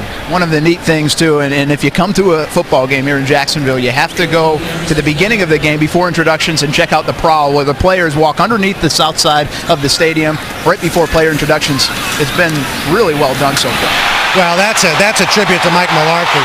We got Kevin Elliott looking to score a touchdown here. Talk about a guy that is trying to make a football team. That's one heck of a way to do it. As Kevin Elliott, the kid from FAMU, scores on a touchdown. Yeah, we just do a little play-by-play down here. That will get the fans excited. Now, getting back to the prowl, that's all Mike Mularkey, and he really gets it. The squad that Gene Smith assembled and the way Mike has been leading them, it makes me proud to be part of this organization. Well, Mark Lamping doing a heck of a job. Team president here of the Jacksonville Jaguars. He got it done in St. Louis. He's got it done in New York. The guy has a great track record. He'll get it done in Jacksonville. And guys, we'll send it back to you. How about this moment for Kevin Elliott, number 87, scoring a touchdown? A big moment for him. Only his second catch, Brent, of the entire preseason. Of course, the other catch was a touchdown as well that won the game against the Saints in the second week, but a 77-yard touchdown, breaking tackles along the way. And you mentioned the special teams play of Kevin Elliott. Well, yeah, he can catch a pass too, and Chad Henne likes that. Makes his numbers look even better. 14-7 Jaguars. 14-7 Jacksonville with the lead now over Atlanta. 10:40 remaining third quarter here at Everbank Field, home of the Jaguars here in beautiful Jacksonville, Florida. Beautiful stadium where the Jags will open up their home half of the schedule on September 16th against the Houston Texans. And Chad Henne really having a nice second half for the Jaguars. 4 for 6, 106 yards, and of course 77 of those yards coming on the long pass. That guy dances like you. I'm not quite that good, but it's a move. He's got the moves. The Kevin Elliott touchdown is enough to make anybody shake it a little bit. Score a touchdown like that, everyone starts dancing. Well, it's been a good series and a half for Kevin Elliott. Made the good special teams play that you pointed out, and then showed, yes, he can catch and run after the catch. Look at the powerful runner that he is. Nice broken tackle, and finishes and shows some nice speed down the middle of the field. And Kevin Elliott's a guy that was really flashed in training camp before the game started. Big, physical, tough guy. They really like him on special teams, and anything I think they get out of the passing game from him is really an addition. And then he handed the ball to the referee. Good move. A couple of bucks donated to the Ronald McDonald House by the organization and Mike Mularkey on that play, as the catch is made and a first down for Kevin Cohn, first-year player out of Georgia Tech for the Atlanta Falcons. We've seen one quarterback the whole night, that guy, Dominique Davis, the rookie out of East Carolina. He started the game. He's played throughout. He was the backup originally at Boston College in Matt Ryan's senior season. He redshirted at BC in his senior year, and then he transferred to East Carolina. Waited out Matt Ryan, and then he left. The give up the middle, and Dimitri Nance out to the 40-yard line. 5-yard pickup on the play. Keep up to date with everything Jaguars at jaguars.com/connect. Sign up for newsletters and stay connected with the Jaguars on Facebook, Twitter, and jaguars.com. You talk about Dominique Davis. I thought at this point we would see Luke McCown, who just was signed to let go of Chris Redman, who had been the backup. Luke McCown here last year in Jacksonville. Understands Dirk Cutter's offensive system. And I thought we'd see a little bit more of him. Still some time left. Maybe we'll see him in the fourth quarter, but it's been all Dominique Davis so far. Yeah, still plenty of time. 9:20 to go in the third as Nance breaks a couple of tackles into Jaguar territory at the 48-yard line. Dimitri Nance vying for one of those backup running back spots on the Falcons side. And look at the hole on that left side of the line. And Julian Stanford, number 57, sitting right there, gets swallowed up by the offensive guard. And that you got to get off that back. You got to stun the guard and work back into the hole, or at least squeeze the hole. Way too much space for Nance on that play. Antoine Blake got bumped off as well, trying to make the tackle. First down and 10 from the 49-yard line of Jacksonville. Davis Quick pass, catch by Cone. Kevin Cone breaking a couple of tackles. Cone down the sideline, and Cone's going to take it all the way in for 6. 49 yards from Davis to Cone, and the Falcons strike right back. Well, we saw Kevin Elliott breaking some tackles on the simple slant pattern. That time, just a simple little out pattern, and Kevin Cone just does the rest. Actually, it was a little in pattern. Breaks multiple tackles. Rod Isaac tried to come up and make a play, and he just was pushed to the ground with not much effort. And Cone just marches down the sideline, and it's an easy score for the Atlanta Falcons. It's obviously the night of the Kevin here in Jacksonville. And why not? Kevin Kugler. All of those guys, attractive and talented. That's it. Matt Bryant with the extra point. Dominique Davis is excited. He gets the touchdown pass to tie this one at 14. Stay with us on the Jaguars Television Network. Tony Baselli up here in the booth. I'm Kevin Kugler. Be all in with Jaguars tickets starting at just $40 per game. Call 904-633-2000 or visit Jaguars.com. Jaguars sales representatives are standing by. And it's a great home schedule. Yep, it is. Some big games. I mean, opener against Houston Texans, maybe one of the best teams in the AFC. They come to town, a team that's become a rival for this Jacksonville Jaguar organization, and it'll be a good test. Go on the road to Minnesota. A franchise in a similar situation, young quarterback, young team, new coaching staff a year ago, and then you come right back from that against the Houston Texans, an established veteran team. And then back on the road again with another similar situation. Young team, new quarterback with the Indianapolis Colts, and Andrew Luck, who has looked every bit the part of a future franchise quarterback in the early stages of the preseason for Indianapolis. And he's done everything you'd want out of a young quarterback at this point, and we'll see if it translates. I don't see why it should not to the regular season. And we see another quarterback, Jordan Palmer, coming in after Chad Henne had his best night. Jordan's had a very nice camp and a very nice preseason. You see the numbers for the Jaguars. There's no way we lose with Jordan Palmer. He's 2-0 in games he's played. Tostin in trouble, and Tostin dropped behind the line of scrimmage. Nowhere to run for Keith Tostin as he got to the outside, and a whole host of Falcons were there. Pat Schiller among them. A beehive of Falcon defenders on the play. Yes. Good pursuit. All 11 guys, all 11 hats to the ball. 2nd down and 12.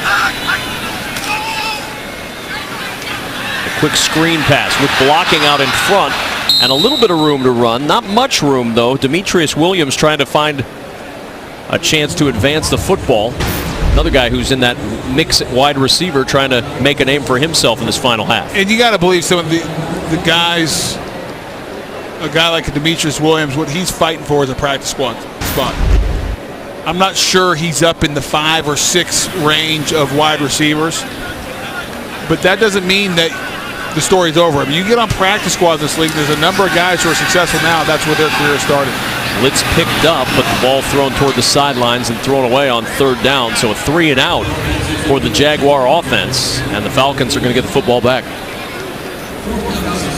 And as a fan, a lot of times you almost take the punt as a play for granted or take it off. In the preseason, you look at the guys out there, Julian Stanford, Kevin Elliott, a number of young guys, Mike Harris.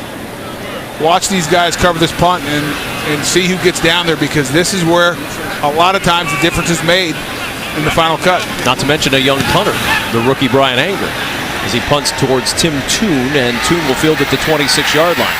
Elliott right there to grab him and hold him up at the 35-yard line. Kevin Elliott in there again for another tackle. Having a nice night.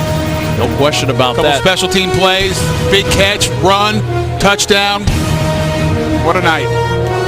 At Finals with a Jaguars 4-game flex pack. Choose the games you want to see with multiple game options available starting at just $40 per game. Call 904-633-2000 or visit Jaguars.com and get your flex pack today. Kevin, you know I've been wrong one other time in the preseason, and I like to admit when I'm wrong. You do. You're very good about that. Ryan Robinson, one of the PR staff here at the Jacksonville Jaguars, quickly corrected me. Demetrius gently is a 6-year player and does not have any practice squad eligibility. I apologize. So he'll have to make the 53-man roster to stay around. Screen to Smith. And Smith out across the 40-yard line, a gain of a little more than 5 yards. Dominique Davis continuing in at quarterback for the Atlanta Falcons. And it was a bit of a surprise around Falcons camp that Chris Redmond got cut. He'd been the backup for about 5 years now. He'd been the backup the entire time that Matt Ryan had been in Atlanta. But Dirk Cutter, the new offensive coordinator, you bring in a quarterback for a backup that knows your offense and you feel comfortable with. Luke McCown's certainly a guy that he feels comfortable with from his time here in Jacksonville. Pretty easy to be Matt Ryan's backup when he takes every snap. Yeah, that's not a bad job. You could have been the backup and we wouldn't have known. I would have been very good at it. Out to the 42-yard line. A gain of 2, and it'll bring up a 3rd down and 3 for the Atlanta Falcons. And there's a good look at Luke McCown. Of course, he's very recognizable to most fans who are watching this on the Jaguars television network. Jags quarterback from 2009 to 2011, the starter last year. First 2 games. Before Blaine Gabbert took over. 4th-round pick by the Browns back in 2004, and a guy who we may see here tonight. He just came onto the squad early portion of the week, and it was obviously a short week with a Thursday night game. Davis, nobody biting on that play action at all. Terrific job staying home on the outside by Kendrick Adams. Yeah, they sniffed out that play from the beginning. They saw that coming, and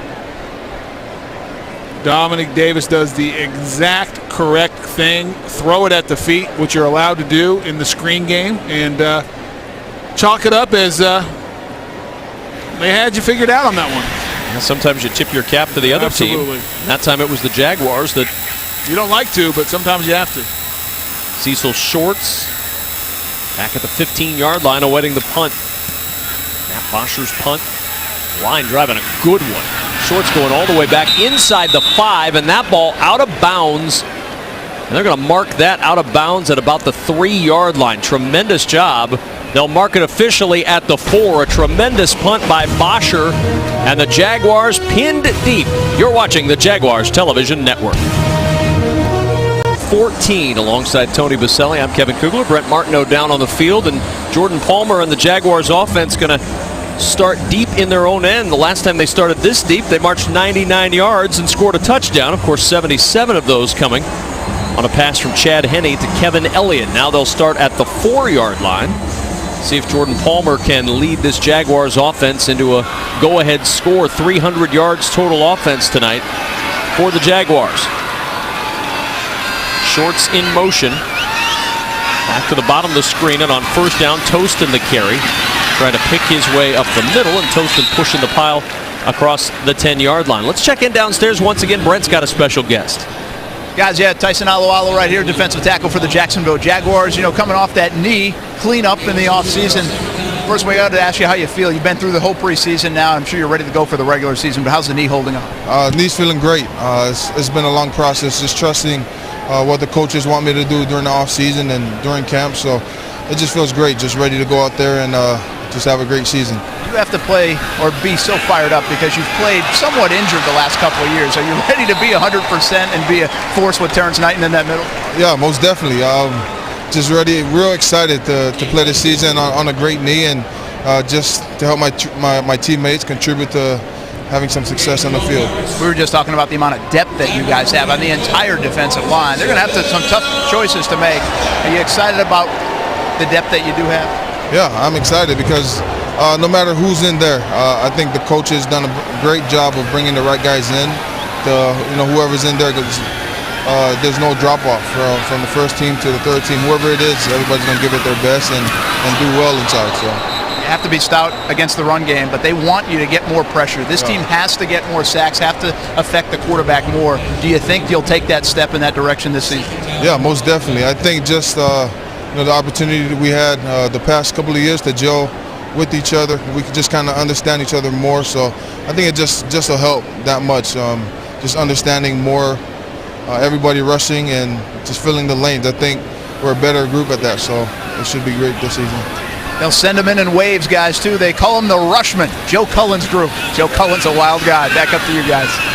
Oh, Brent, thank you very much. Yeah, that pass rush, big topic of conversation this morning in our meeting with Mel Tucker, the defensive coordinator, and he wants it from that front four. Guys like Tyson and others in there expected to provide that. And he said it was a little uncoordinated last year, but they think they've got a lot of that stuff figured out, and he's really anticipating a big season from that front four defensive. Well, he felt like that they left double-digit sacks on the field last year because of uncoordinated rushes where they're running into each other out of lanes, and also not finishing rushes where they have the quarterback not bringing them into the ground. Yeah, great quote. He said, we don't want to be average at anything. People don't want to pay for average. That's a great motto to live by as Cecil Shorts makes the catch and has the first down for Jacksonville across the 33-yard line. And that's part of it, that pass rush. They don't want to just be an average pass rush. They want to be a great pass rush team to go along with being a great defense. I thought it was interesting what he said, that he doesn't want to emphasize sacks and talk about sacks, and he learned that from Nick Saban. And he said when he was on Nick Saban's staff that if you brought up the term sack, that you would get an earful because it was more about affecting the quarterback. It was more about disrupting the ball and rushing as a team. And if you talk and emphasize sacks, sometimes that brings out individual play and guys getting out of what the scheme of the defense needs to be. I thought that was very interesting. Mel is all about team defense. We talked about the coordinator rush, doing your job, disrupting the ball, putting pressure on the quarterback, and then the sacks will come. Now, we've seen some pretty good defenses over the years coached by Nick Saban, and Mel Tucker, of course, was with Nick Saban both at Michigan State and LSU. And had a pretty good defense in his own right last year. Yeah, pretty good mentor. And taught him well because that defense last year was awfully stout for the Jaguars, and they're expecting bigger things, if you can believe that, this year.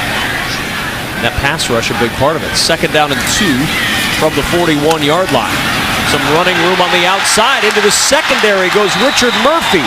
And of all the three running backs that have gotten the carries in this second half, we've seen good stuff out of Parmalee, Murphy, and Toaston. You know, Murphy's kind of the forgotten guy in that backfield because Jalen Parmalee's done a nice job coming into this night on special teams and ran the ball well.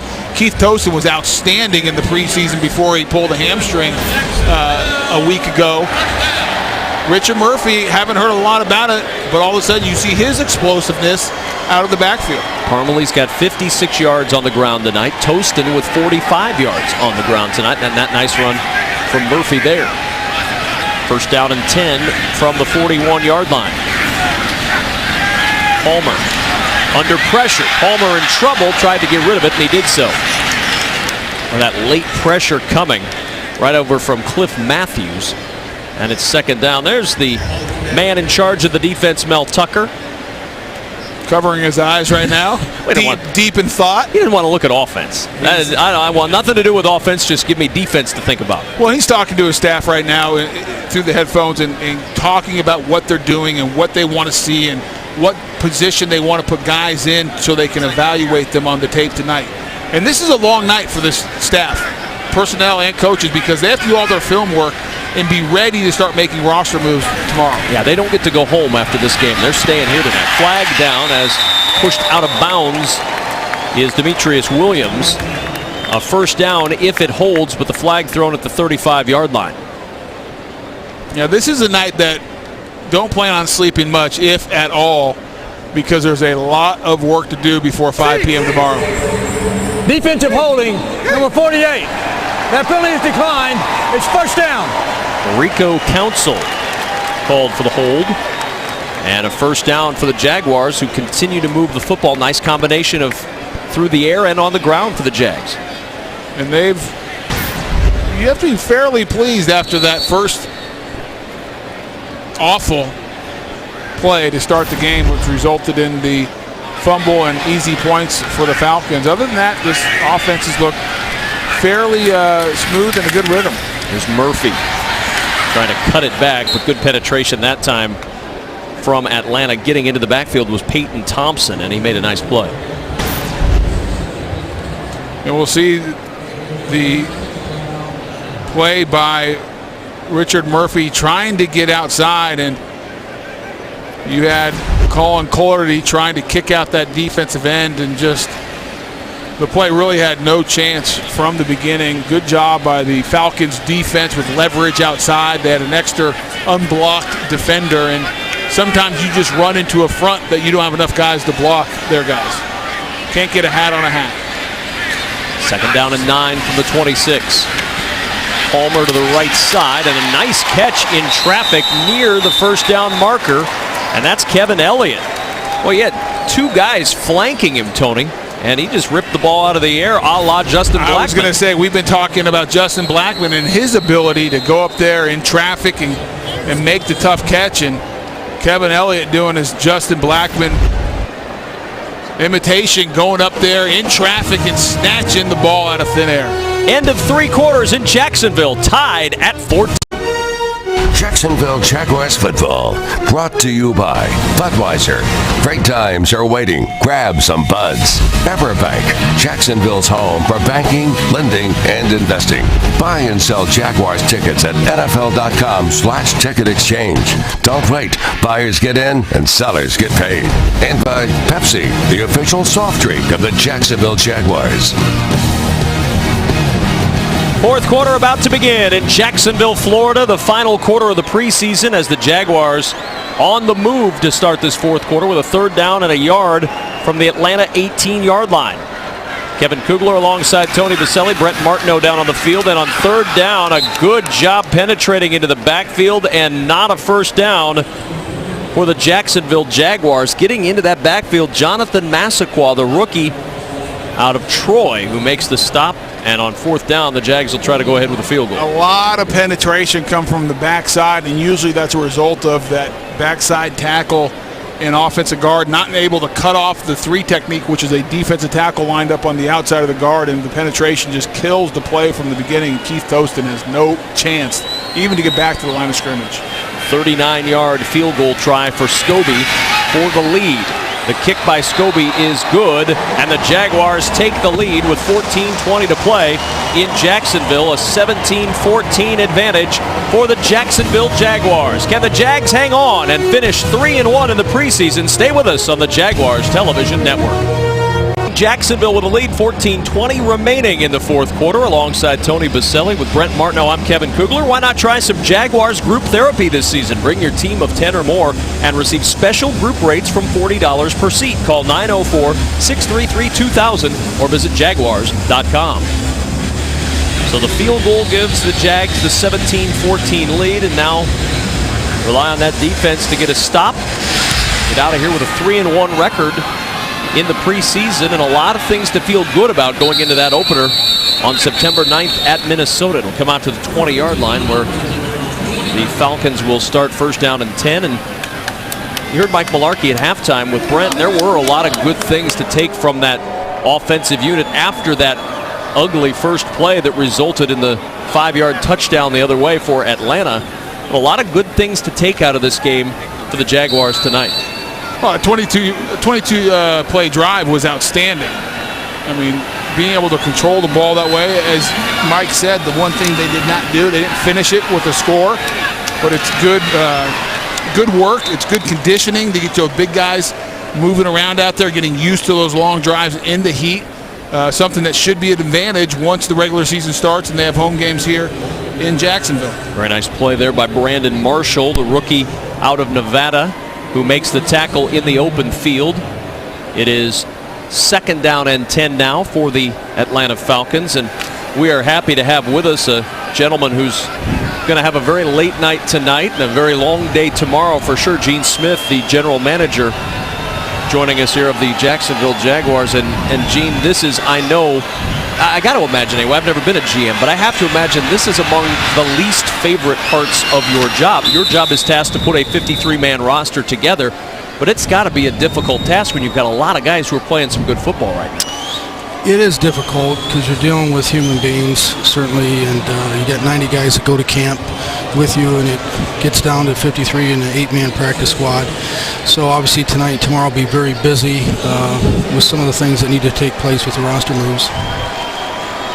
when you look at this team and what you put together so far in this preseason, you've got to be pleased with a lot of what you've seen from these guys out on the field in this preseason. A very good start to what is hopefully a very successful season here in Jacksonville. Well, we've had some bright spots, and we've had our moments where things haven't looked so good, which is on par with the preseason. The one thing I would say is we've had some outstanding practices, and Mike's got a sound plan, and I can tell you this, I feel very confident we'll be ready for the start of the regular season. Gene, one of the big stories coming into the preseason this year was the development of Blaine Gabbert. A lot's been chronicled of the struggles he had last year, and for a lot of different reasons. Talk about, as you evaluate the offense, but even more specifically Blaine and how he's progressed so far this preseason. Well, I think he's certainly throwing with better accuracy because he's setting his feet in the pocket on a consistent basis. And usually when you can keep your quarterback clean, the quarterback is able to do that. And that is the foundation for accuracy. I would say the other thing is he looks more comfortable in uncomfortable situations. And that's just part of growing at that position and getting a good idea what a defense is really trying to do to you. I mean, last year he had a good idea what we were trying to do, but getting a better idea what they're trying to do to us defensively. And how important was it, you talk about comfortable and uncomfortable situations, how important was it to have a guy like Greg Olson come in as his quarterback coach, Bob Burkowski, offense coordinator, and then Mike Belarkey, all three, but to work on his footwork and standing tall in the pocket? Because a lot of times I think the average fan says, well, he looks scared or he doesn't look like he's comfortable, but it's more of a technical aspect with footwork and knowing where to look and knowing how to step up. So how important was getting a quality coaching staff on the just quarterback specific like Greg Olson in? Oh, I think it was extremely important. He's an excellent teacher. Without question, he breaks it down from a fundamental standpoint and just builds it back up with Blaine. And he did that in the out of season. And, you know, he's done a great job with a lot of quarterbacks, going all the way back to college with Drew Brees at Purdue. When you look at this roster from a running back standpoint, obviously there was a lot of attention paid to the running back position. Rashad Jennings has had a tremendous preseason. Has his progress surprised you at all, grabbing that #1 spot as he has in his preseason? I don't think so, from my standpoint, and I would like to think players on our football team would agree with me. This guy has certainly done a very good job throughout his career in practice. Obviously, he had an unfortunate year last year being an IR, but he's worked behind Maurice in a very working man-like way, and I'm so proud of him of what he's done, this preseason. Let's stick with running backs, with not knowing what's going to happen with Maurice, and that's going to take care of itself. But talk a little bit about the depth. Montel Owens has played well. You see Keith Toston out here tonight, Jalen Parmalee, even Richard Murphy having some flash plays. Talk about the depth of that position behind Rashad Jennings.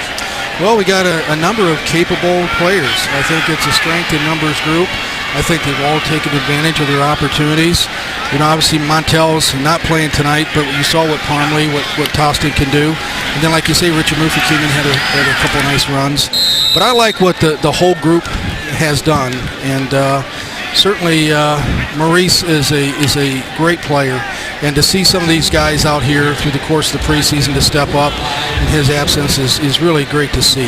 You have to be overjoyed with what your first-round draft pick, Justin Blackmon, has shown in his time in this preseason. He joined the team that second week for the second game, that is, and looked like he hadn't missed a beat the entire preseason. Jumped in there, had several catches, got a touchdown in his first game. He's looked tremendous. Well, he's really done some great things for the short period of time that he's been here. He's very natural attacking the ball. He's obviously strong with the ball. And he's one guy that in pads is a football player. You know, some guys look good in shorts. This guy looks good in pads, and that's really where it matters most. Let's talk a little bit about some of the changes that have just happened recently that will affect probably you more than anybody as you decide this 53-man roster. They changed the IR rules just today. They announced it, where you're going to be able to keep one designated guy back, put him on IR, and bring him back sometime later in the season, and also changed the trade deadline by a couple weeks by pushing that back.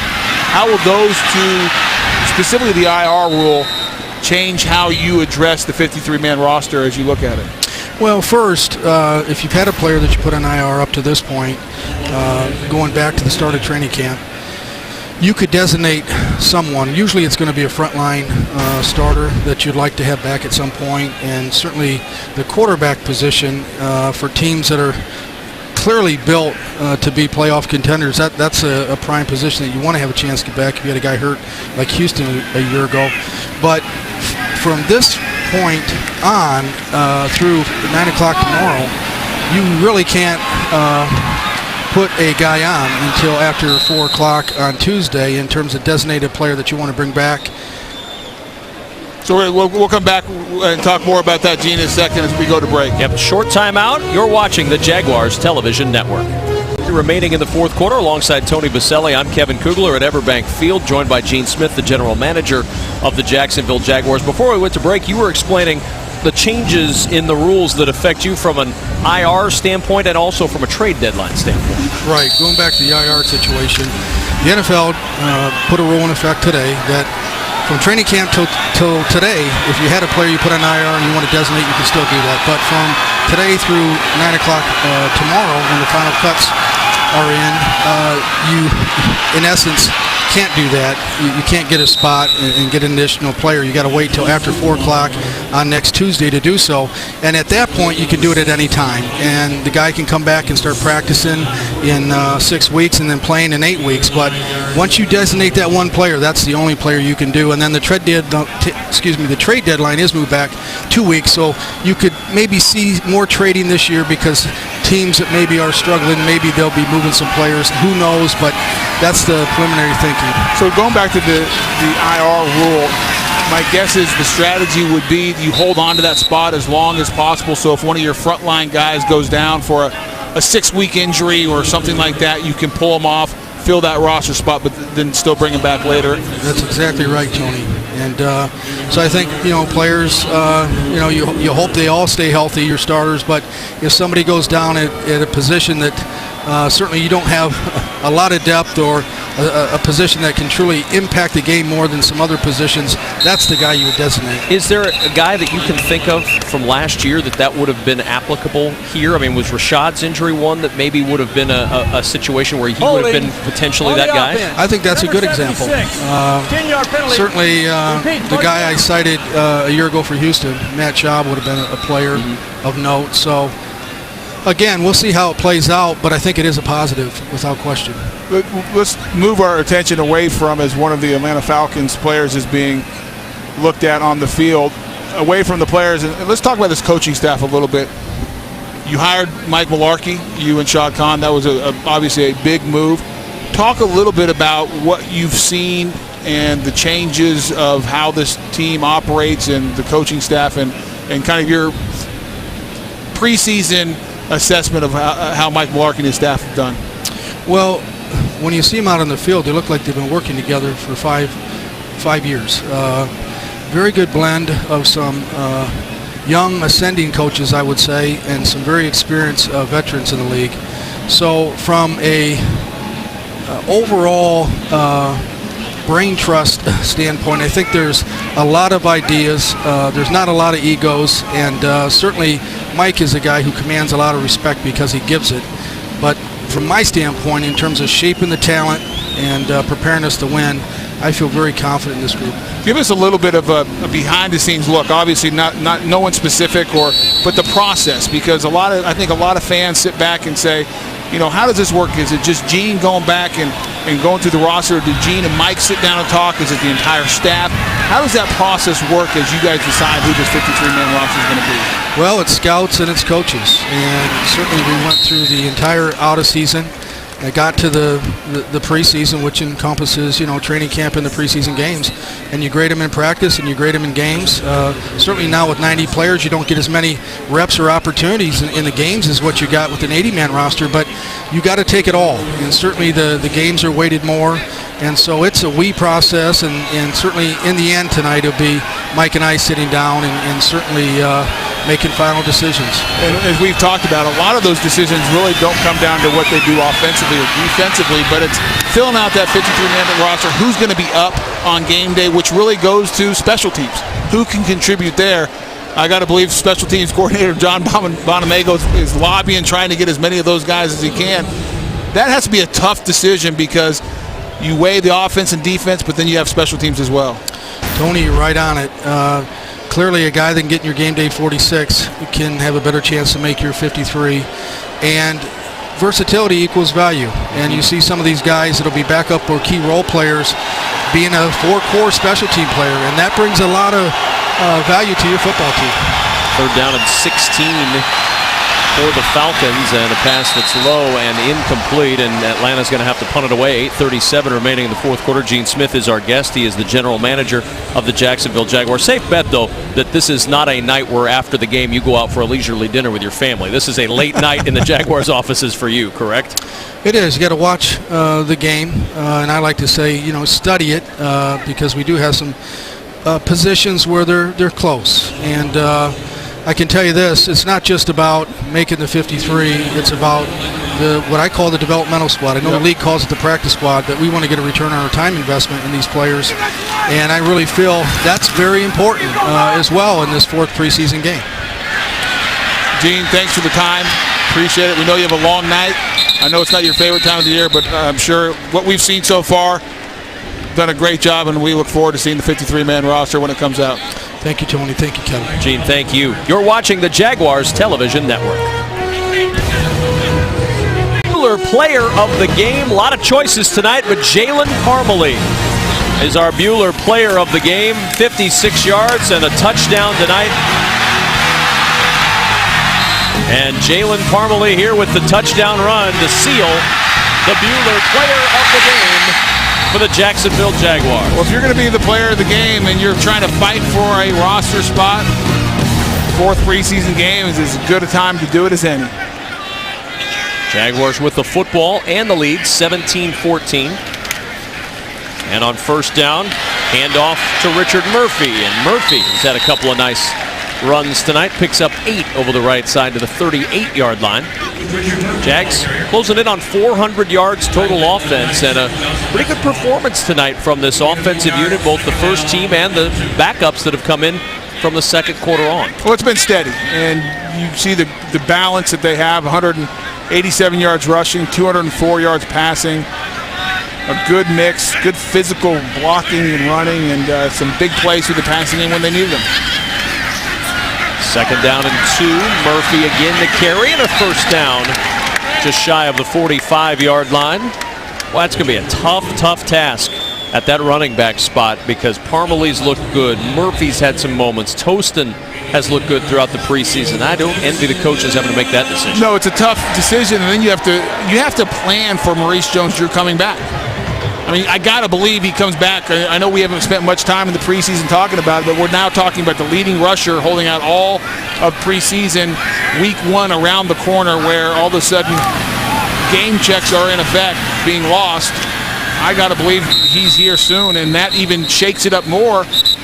And good players might be getting cut or put on the practice squad. It's a very deep unit, as Gene Smith just told us. It's a unit of strength. Well, if you're one of the other teams in the National Football League, as we get the call on the flag. Defense, number 96 in the neutral zone at the snap. It's a 5-yard penalty. Repeat, 1st down. Jonathan Massaquoi. Falcons have had trouble staying on sides tonight, but if you're one of the other 31 teams in the league who might be looking for a 3rd running back, the minute Maurice Jones-Drew shows up in Jacksonville, you're going to be keeping your eye on that Jags roster because somebody may have an opportunity to land somewhere else, and it may be on your team. Well, somebody good, too. And guys who have proven not just in practice, but guys who've gotten their chance in the games, in live action, and have run the ball in a very effective, powerful manner, shown some breakaway speed. They've done a good job. Murphy stepping through a tackle in the backfield, but that slowed him up enough that he just got back to the line of scrimmage, and the tackle made by Pat Schiller of the Falcons. 6:40 remaining in this 4th quarter. Jaguars with the 3-point lead, trying to close the preseason with a 3-1 record. And then the one position we haven't talked too much about tonight is the offensive line and what they do there. Obviously, the front 5 is very established. With your starters, the big question is Will Rackley. He had the ankle injury early in camp. He tried to come back this week, and we did not get a full report of exactly what happened, but he's not dressed tonight. And so that's a question mark. Then you have a bunch of young guys. A guy like Mike Brewster, who's earned a backup spot, especially with the injury to John Estes as the backup center. And then you have a guy in Beekman, John Beekman, who was,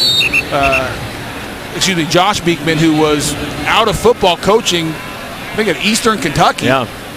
They call him in, and he is now looking at a chance to earn a spot, maybe as the swing guard, because Jason Spitz is on IR. You don't know about Will Rackley. You got to believe Guy Wimper is your swing tackle, a guy with experience, maybe a Daniel Baldridge, but he's more of just a right tackle. I don't think he's played left tackle. So it's going to be interesting. Do you keep 8? Do you keep 9 at the offensive line position? Do you maybe go out in free agency of a guy who gets cut because you're thin there because of injuries?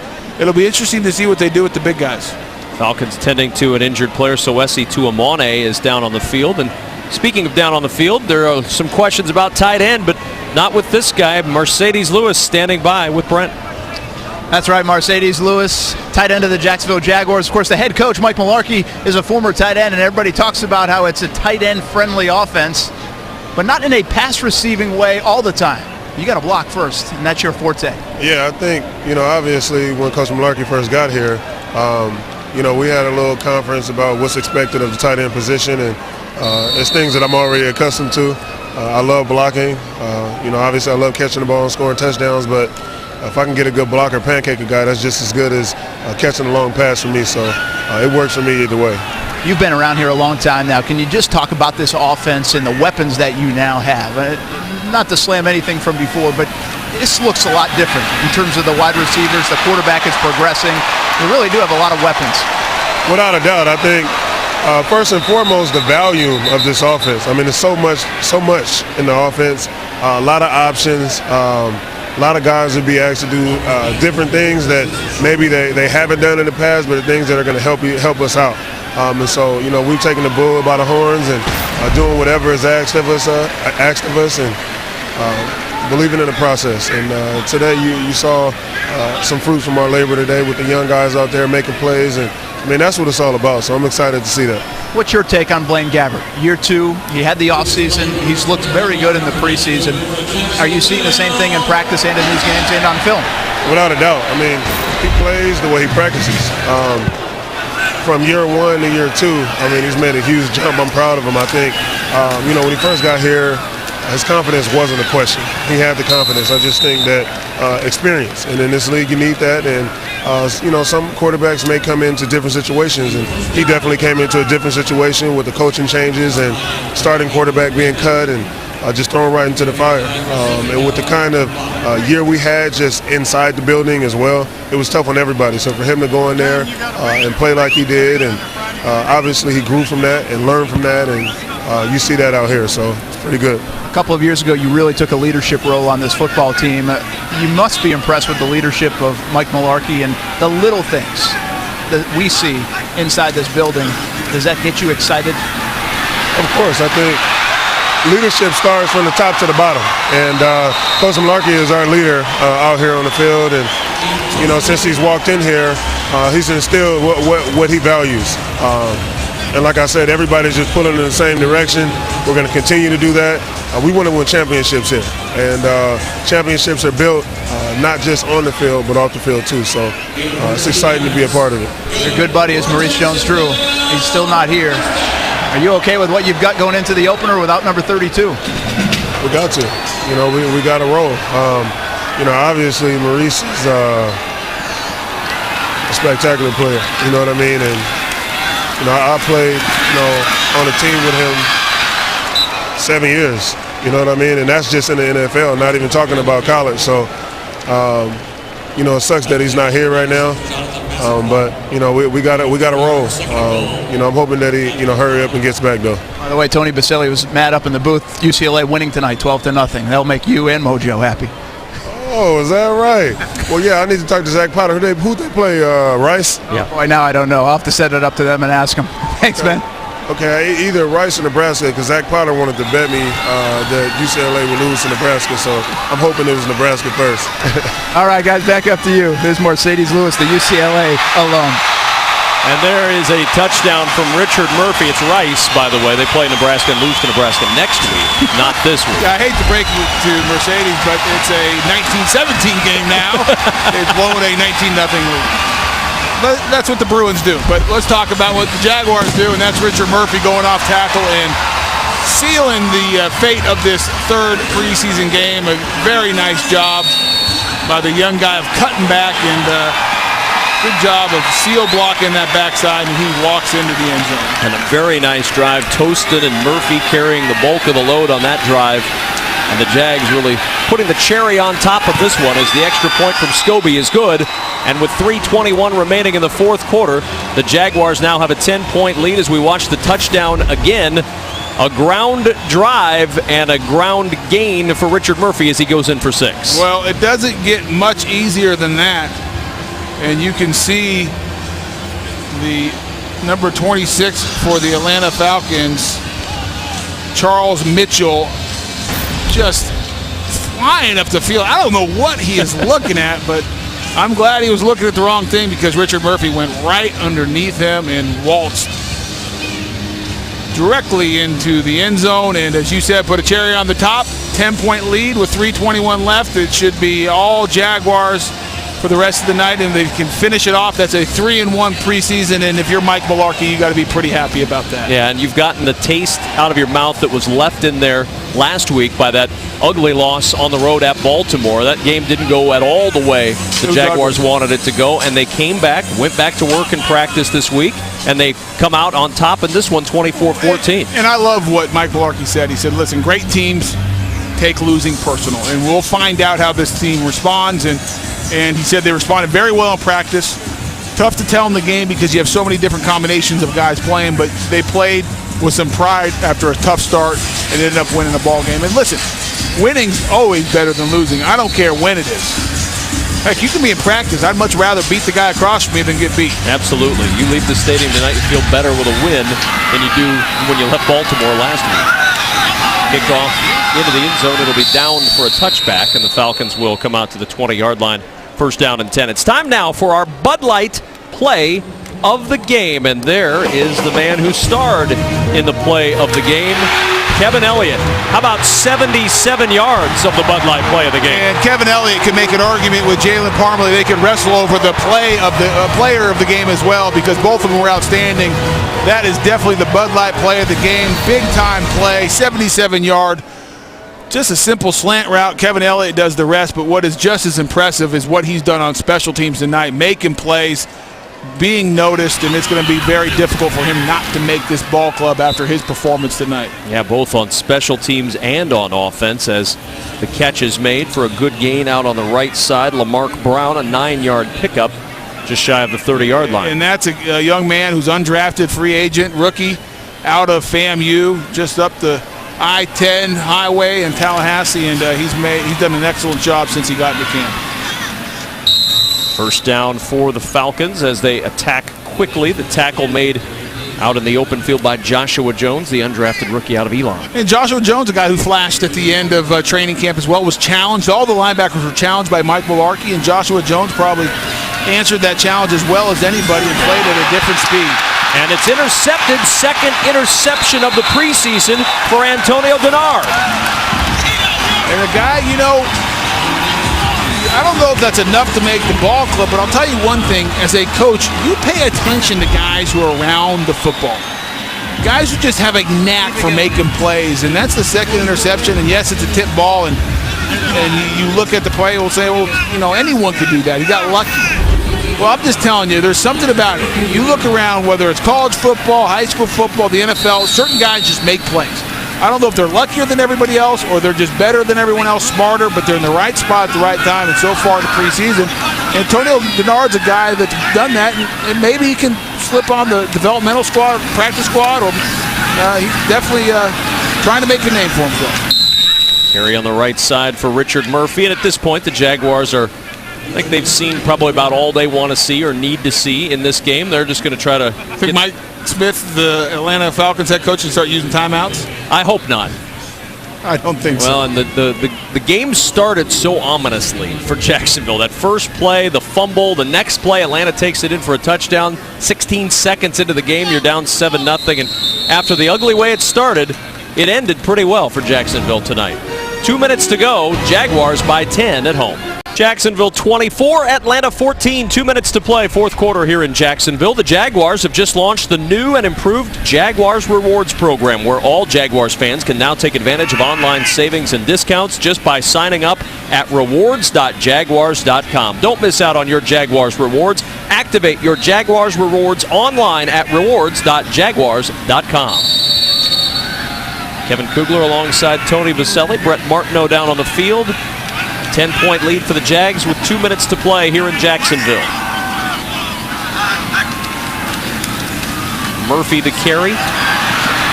And Murphy down inside the 30-yard line, a pickup of 5, and it'll bring up a third down with the clock running 1:48 and counting to play. And all these guys on the field right now are, I gotta believe, starting to thinking about what tomorrow will bring. Pretty much the hay is in the barn, as they say, and all the work is done, and now you just hope it was good enough. Hope it was good enough to make a squad, or at the very least make the developmental team. And not only this squad, don't forget there's 31 other teams out there that are going to look at film, and maybe you do enough to get a call from somebody else. And the coaches now turn their attention as Richard Murphy bounces to the outside. As a flag comes flying in as well, they turn their attention to the Minnesota. Did they just throw a flag? They did throw a flag, yes. They must not know it's the fourth preseason game with 1:09 left. Offense. 10-yard penalty. Repeat third down. Zach Potter's not a big fan of that flag either. Unless he physically assaulted him and did something that with a weapon, he should be jailed and pulled out a baseball bat or something. You don't call holding with 1:09 left in the fourth preseason game, do you? Am I wrong here? Apparently you do if your replacement official, Ken Roan. And I think these guys have done a fine job today. They've been fine. No problem. I'm being critical right now, but overall they've been fine, but that was ridiculous. It's like one of those unwritten rules. I would think it should be written, actually. I would like to write it. When are they going to let you write the rules for the fourth preseason game? That could be a fun contest. Tony Vaselli writes the rules. I would just say, listen, if it's more than a one-score game, please reset the clock to 1:04. Absolutely. Let's put time back on the clock. That'd be another rule. You're not allowed to put time back on the clock if it's more than one possession game, under 2 minutes, and you're not allowed to call any penalty unless there's a weapon on the field. Or blood. No, not even blood. Not even blood. Just a weapon. Under 2 minutes in a game that is more than. Are you allowed to douse anyone with a Gatorade bucket in the fourth preseason game? No dousing. You play hard. This is for guys earning jobs. I love that part of it. I love that aspect of the game. They need to call it fair until under 2 minutes. And then they don't need to be fair. Well, I mean, the game's over. I mean, honestly, did it make a bit of difference calling holding on Zach Potter except for giving another play? No. Clock stopping, 57 seconds remaining in this fourth quarter. It's fourth down. I'm looking out on the field. I mean, it'll be interesting to see. I'll tell you one thing's interesting. We saw Dominic Davis for the entire game. No Luke McCown at all for the Atlanta Falcons. Davis taking over with the Falcons, stopping them on that fourth down. 57 seconds to go as the clock stops on the change of possession. And so that's all you need to know. That's it? It's in fact, what play did they just call? A dive. Yes. They're behind. Yes. And no other game in any other type of football, if you're down and the game is still going on, are you just running a dive? So what you're saying, Mike Smith is subscribed to the Tony Vaselli rules. Mike Smith understands that holding penalty should not have been called under 2 minutes in a two-possession game. If it's one possession and guys are trying to come back and you want to get a 2-minute drill and do things, call it. But at that point, I mean, Mike Smith's not wearing a headset anymore, so I think he's ready to hit the plane. He probably agree with me. Perhaps the last play of the preseason as Anton Smith. He's going to go out of bounds. Jumps out of bounds with 13 seconds to go. Another rule. No out of bounds. Do not run out of bounds. Mike Smith's shaking his head too. Like, come on. Cut it back up inside. Make a play. So one more Look play. at him. He's shrugging his shoulders. He must have an earpiece in listening to me. I'm thinking that's what he requested when he got here. I would have. Just ask me. Smith again. And a good tackle made up the middle by Kyle Bosworth. No penalty also flags. in there to make the stop, Kendrick Adams. And that ends the 4th preseason game. And the Jacksonville Jaguars 3-1 in the 2012 preseason with a 24-14 win. And up next is the Minnesota Vikings. And next time you'll see this Jaguar team, they'll have a 53-man roster, and it counts. Yes, it does. No longer is it, let's just get a look. Let's work on things. Let's see who can play what position. You're putting your best 11 on offense, best 11 on defense. You strap it up. The game goes to another speed in a week, in a little over 10 days, when they go up to Minnesota on Sunday afternoon, and it will be very interesting to see how this team progresses and what we can expect in the opening day. I think from what we've seen in the preseason, Kevin, I expect a team that plays very solid on offense, moves the ball up effectively, and I think this defense gives Minnesota all they want. More to come. We'll wrap things up in just a moment. Jacksonville with a 24-14 win over Atlanta. Stay with us on the Jaguars Television Network.